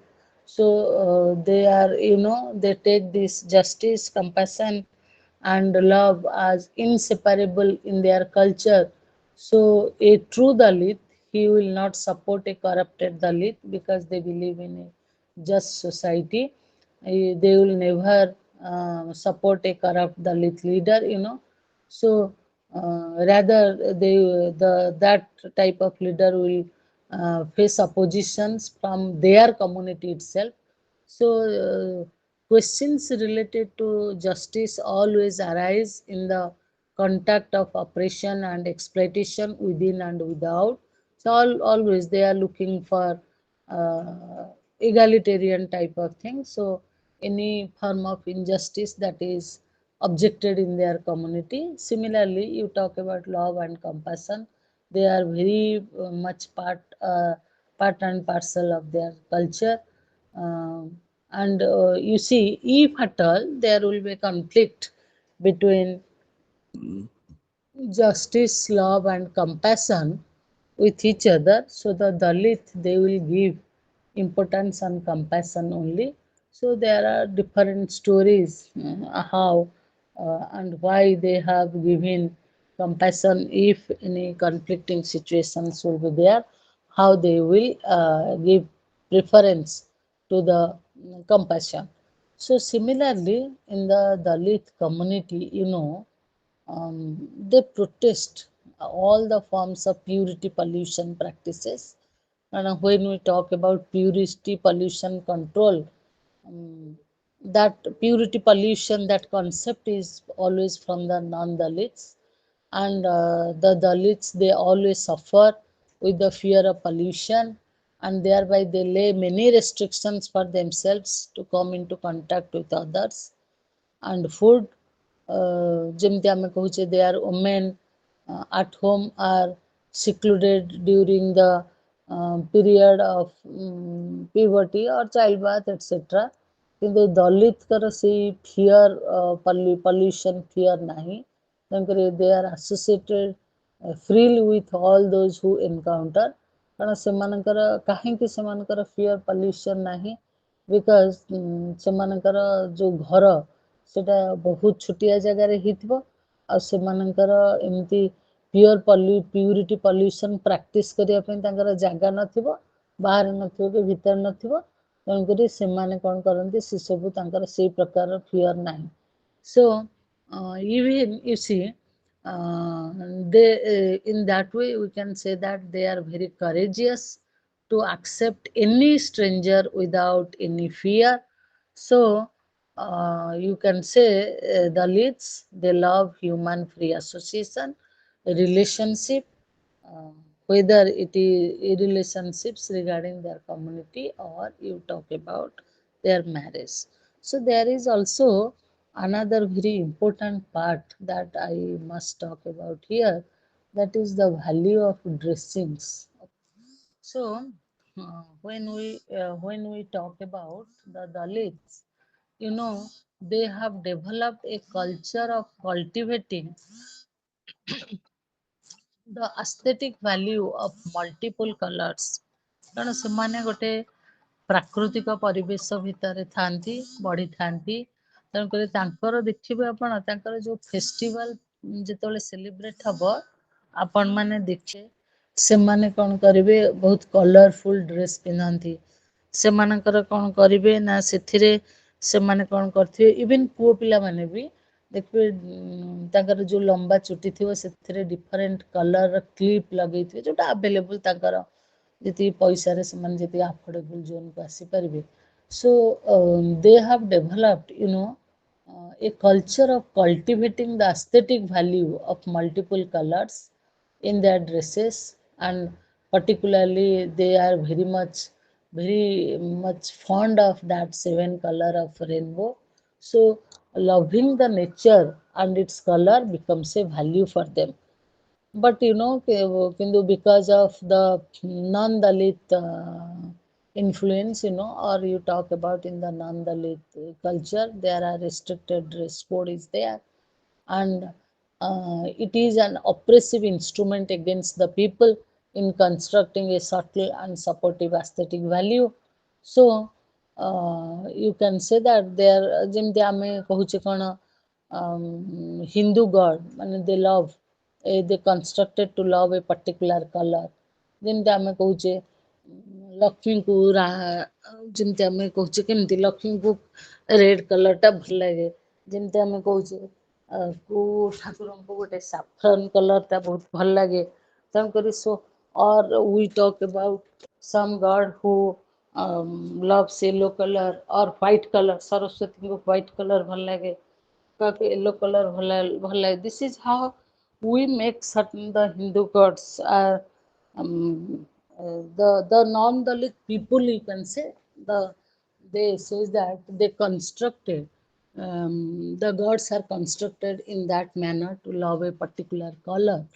And the sannyasis ଯେମିତି saffron color, ତେଣୁ ସନ୍ନ୍ୟାସୀ ମାନେ ସମସ୍ତେ ସେ ଗେରୁଆ ବସ୍ତ୍ର ପିନ୍ଧିବେ। So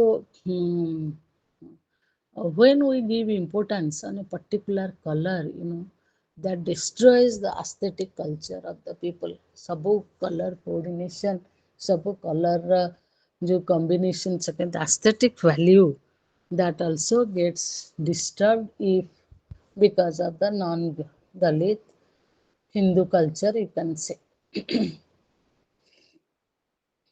So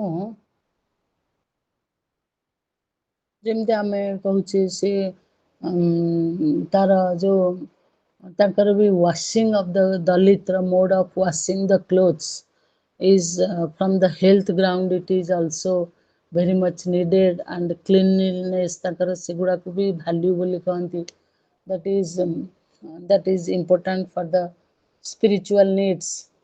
ସେମିତି ସେ କହୁଛି କ'ଣ, labor, they also give importance to the labor, because the labor is the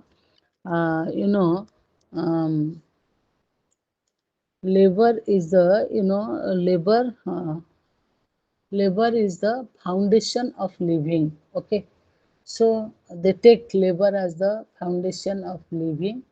So you see, though they are talking about a casteless humanity, creating a casteless humanity, and for that they are, but nobody can deny their contribution for the manual power. That nobody will deny.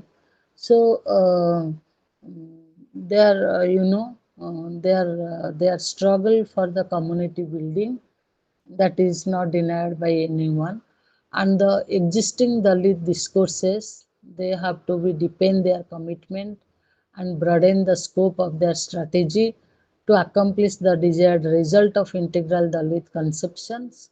So in the way you can say, the Dalits, they have extended their hands out for the Dalit centeredness to reach out to a broad-based Dalit discourse, and at the same time deepening their commitment to their emancipation.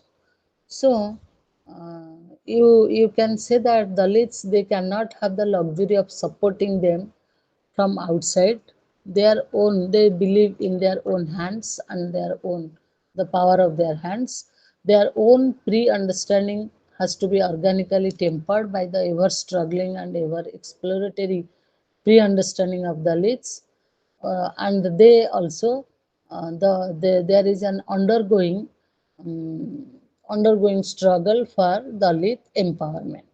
So there is here I will discuss about the very very important thing, that is the Dalit, so that we will go to the next unit, जोउटारे कि आमे कहिबा कोन ना Dalit aesthetic culture, okay? So Dalit, so prior to that I must discuss about the when we talk about the Dalit aesthetic outlook. So here we have to understand what is aesthetic. Aesthetic means it is the philosophy dealing with the understanding of the existence of beautiful things and human response to beauty. And when we talk about aesthetics means theory of beauty, ordinary notion रे ଆମେ ତାକୁ ବୁଝୁ। So, in other words, we can say that it is the philosophy which deals with the understanding of the existence of beautiful things and our response, I mean, human response to the beauty.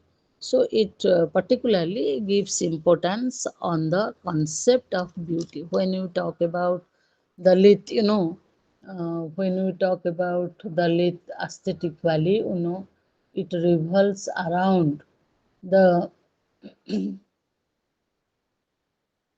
it revolves around their uh, their art forms, their dance forms, their poetry, their drama, everything, because aesthetic value is associated with all these art forms. So uh, that you can see in the Dalits everyday transactions, everyday tankar jo you can their pottery, their instrument making, se jo drum jo tiyari kare, se jo instrument making, there is also the art form is involved, aesthetic value is involved, and the you can say that the Dalit art forms that consist of dance, poetic, and drama. Painting also is there, sculpture, murti seman tiyar karante, instrument making, pottery making, and these are the expressions of the aesthetic richness of Dalit traditions, you can say. ଯେମିତି ଆମେ ଦେଖିଛେ I think କୋଉ କନ୍ଧ ଗୋଟେ ଯୋଉ geometrical painting କରୁଛି, that is patent now. But generally, we see aesthetic is presented and handed down by the Brahmanical tradition. There is a saying that aesthetic Brahmanical tradition আসছে in both oral and written, with communicating in oral and the written form. But aesthetic, it is concerned with the communicating and arriving and symbolizing feelings. Every art form reflects the society in which it is produced. ସେମିତି ସେ କହୁଛି କ'ଣ, ପ୍ରତିଟା art form ଯୋଉ ସେ କ'ଣ କରୁଛି, ସେଇ ସୋସାଇଟିର ସେଇ ସମୟର ତାର ଯୋଉ ମାନେ ଆସ୍ଥେଟିକ୍ ଫିଲିଂକୁ ସେ କ'ଣ କରୁଛି, ତାକୁ କମ୍ୟୁନିକେଟିଂ ଫିଲିଂ, বা you can say that arousing feeling, evocative feeling, or you can talk about symbolizing feeling. Taku, every art form that reflects the society in which it is produced. Okay, so art prati community ର prati society ର जो art form ଅଛି, ସେଥିରେ ଆମେ ସେଇ जो society ର ଯୋଉ ଇମୋସନ୍ସ, ସୋସାଇଟିର ଯୋଉ କମ୍ୟୁନିକେସନ୍ସ, ସୋସାଇଟିରେ ଯାହା ସିମ୍ବଲିଜିମ୍ ଯାହା ଅଛି, ତାକୁ ଆମେ ସେ ଆର୍ଟ ଫର୍ମ ଥ୍ରୁରେ ଆମେ ତାକୁ କ'ଣ କରୁଛେ, ରିଫ୍ଲେକ୍ଟ କରୁଛେ. So similarly, you can say that Dalit aesthetic, it is the culture of celebration, and there is a, you can say, there is a spirit here and now, with rootedness, down to earth, realism in Dalit aesthetic. And aesthetic, Dalit aesthetic is equally, it is concerned with human response towards the beautiful things, rather their utility value. So we need, so you can say that as every art form that reflects the society in which it is produced. But when we make a distinction between Dalit and non-Dalit, aesthetic richness, when we look into that, the in the non-Dalit community, we say that the things are beautiful, mm, without their utility value or without their pragmatic value. But for Dalit, the their aesthetic outlook, you see, it is definitely it is better and deeper than the normal and normal understanding. This is that what is beautiful means it's what is useful. So for them, life is beauty and full of beautiful things which are useful. So what is, if a thing is not useful, that means it is not beautiful. So life is, because they give more importance on the present life. So this is that life is beauty and full of beautiful things which are useful only. So the um, the artist in a particular community, they are communitarian, their expression, they are expressing the community in the art form, that is very much evident in their dance, in their folklore, in their poetic, in their natakas, even you can say, all the in their different art forms you will see. Even ତାଙ୍କର ଯୋଉ ସବୁ ଚିତ୍ର ବି କରିଥିବେ, ପେଣ୍ଟିଂରେ ତାଙ୍କର ଯୋଉ festival, ତାଙ୍କର ଯୋଉ daily life, ତାର ବି ଏକ୍ସପ୍ରେସନ, ବିୟୁଟିଫୁଲ ଏକ୍ସପ୍ରେସନ ତା ଭିତରେ ଥିବ। କେମିତି ତାଙ୍କର ଗୋଟେ ପୁରା ଲାଇଫ ଫର୍ମ, ଗୋଟେ ପିଲାଟେ ଜନ୍ମ ହେଲା ତାଠୁ ତାର ଯାହା ସେଲିବ୍ରେସନ ଯେମିତି ଯେମିତି ଚାଲିଲା, ସେଗୁଡା ବି ତାଙ୍କର ପେଣ୍ଟିଂରେ ରିଫ୍ଲେକ୍ଟ ହେଇଥିବ। Because they are very much they are, they are very much to this life, they are very much rooted to this life only, to this life realism only. So therefore that is also reflected, their aesthetic sense is also their art forms, that is reflected in what they are doing in their everyday lifestyle. So you see, when you look into the recent Dalit history, that shows a tremendous change in their perception of themselves, in their perception of the world, and the dominant caste people. So there is a in the if we uh, if we will have a have a gaze to the history, we see that there is a complete change in everything what they do. Just a minute. I will call you after 1 or 2 minutes. Okay? Hello?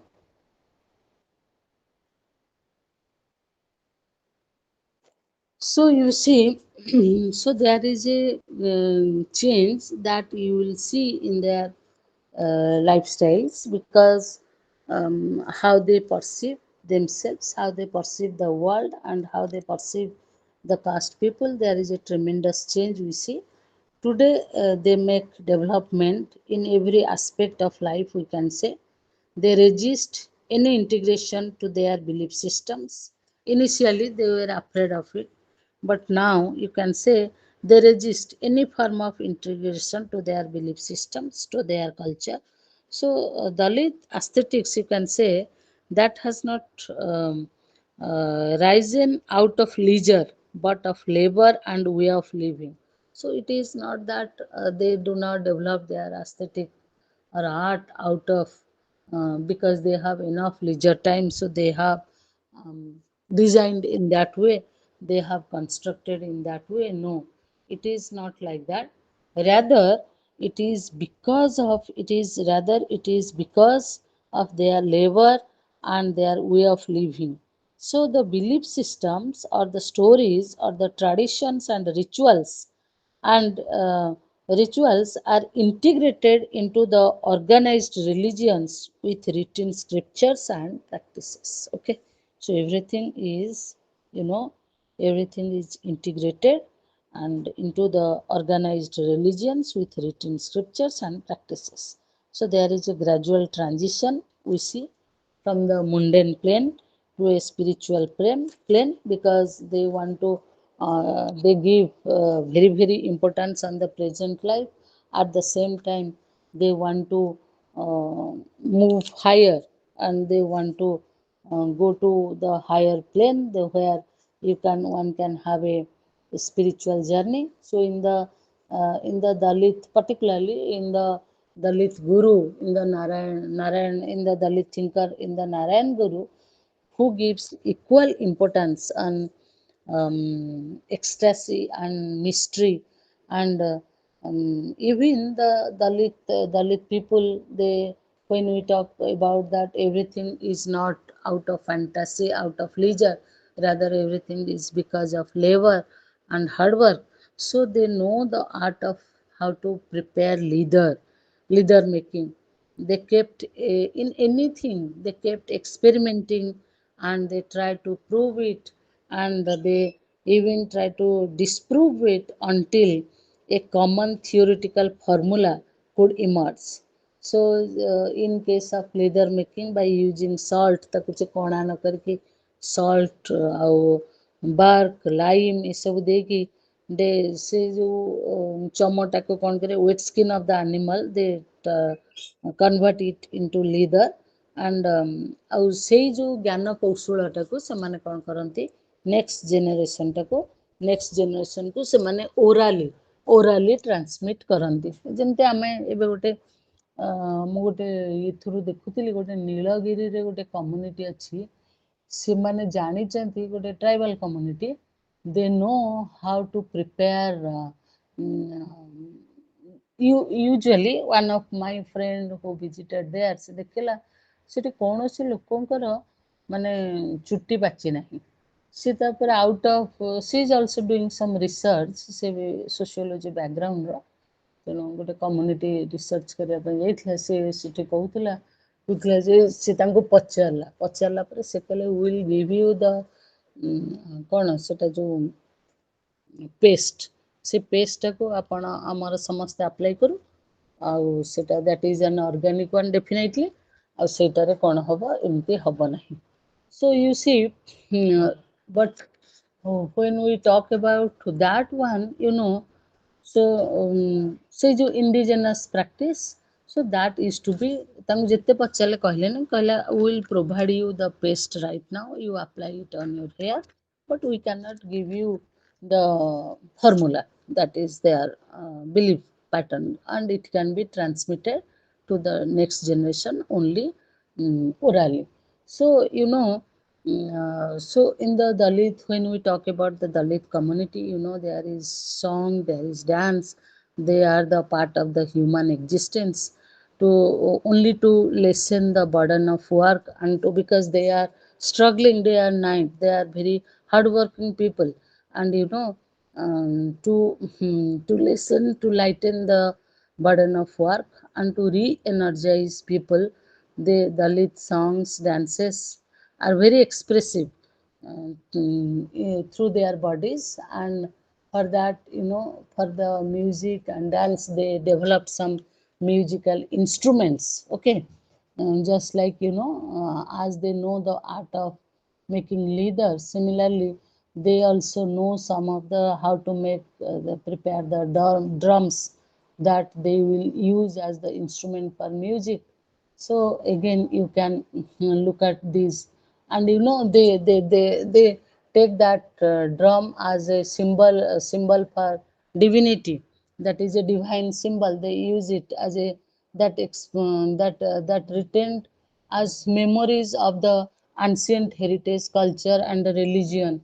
So you talk about the drum, which is related to the divine power, and again it symbolizes the centripetal dimension of orality in a dominantly literally based context.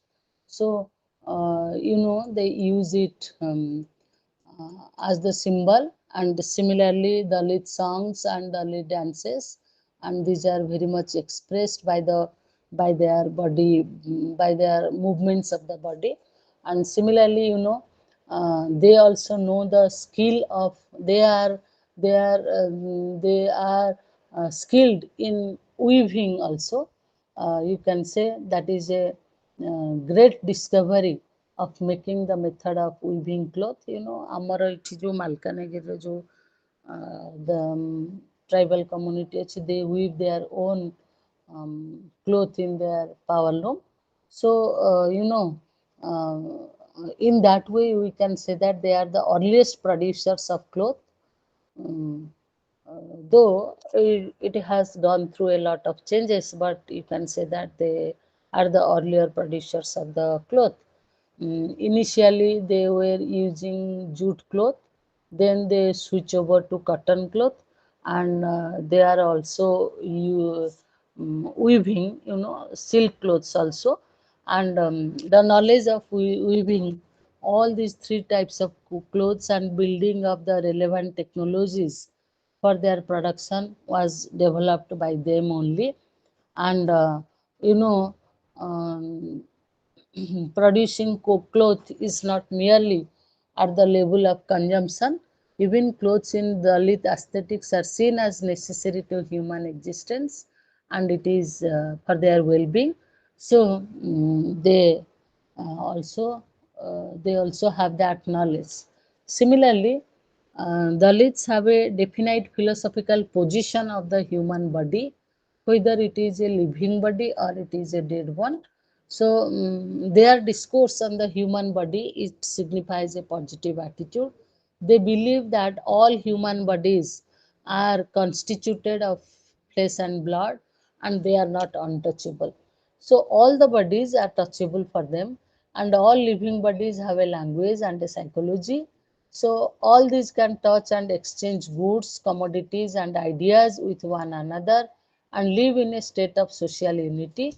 So you can say that the Dalit, they regarded the human body, which is composed of earth, पंचतत्व जोटाକୁ ଆମେ କହୁଛେ, earth water fire air ଇଥର, and ତାକୁ ଯେତେବେଳେ ଆମେ ପୁଣି dispose କରିଦେଉଛେ ସେତେବେଳେ ସେ କ'ଣ ହେଉଛି ପୁଣି ସେଠି ପଞ୍ଚତତ୍ୱକୁ ଫେରିଯାଉଛି। ତେଣୁ ସେମାନେ ସେଥିପାଇଁ କ'ଣ କରନ୍ତି, ବ୍ରାହ୍ମଣିକାଲ ସୋସାଇଟିରେ ଆମେ ଯେମିତି ଯାଇକି ବଡ଼ିଟାକୁ ଫ୍ୟୁନେରାଲରେ ଯେଉଁ ଆମର ପାୟାରରେ ଯେଉଁଥିରେ ପୋଡ଼ି ଦିଆହେଉଛି, ଯେଉଁଟାକୁ ଆମେ କ୍ରିମେସନ୍ ବୋଲି କହୁଛେ, ସେମାନେ ସେଇଟାକୁ କରନ୍ତି ନାହିଁ। ସେମାନେ କ'ଣ କରନ୍ତି, ପୁଣି ପଞ୍ଚତତ୍ୱରୁ ଯେମିତି ସୃଷ୍ଟି ହେଇଛି ସେମିତି ପଞ୍ଚତତ୍ୱରେ ବିଲୀନ ହେଇଯିବା ପାଇଁ, ଆଜ୍ the body is emerged from the five fundamental elements, again at the time of death it will go back to the five fundamental elements. So they are not going for cremations, rather they bury the dead body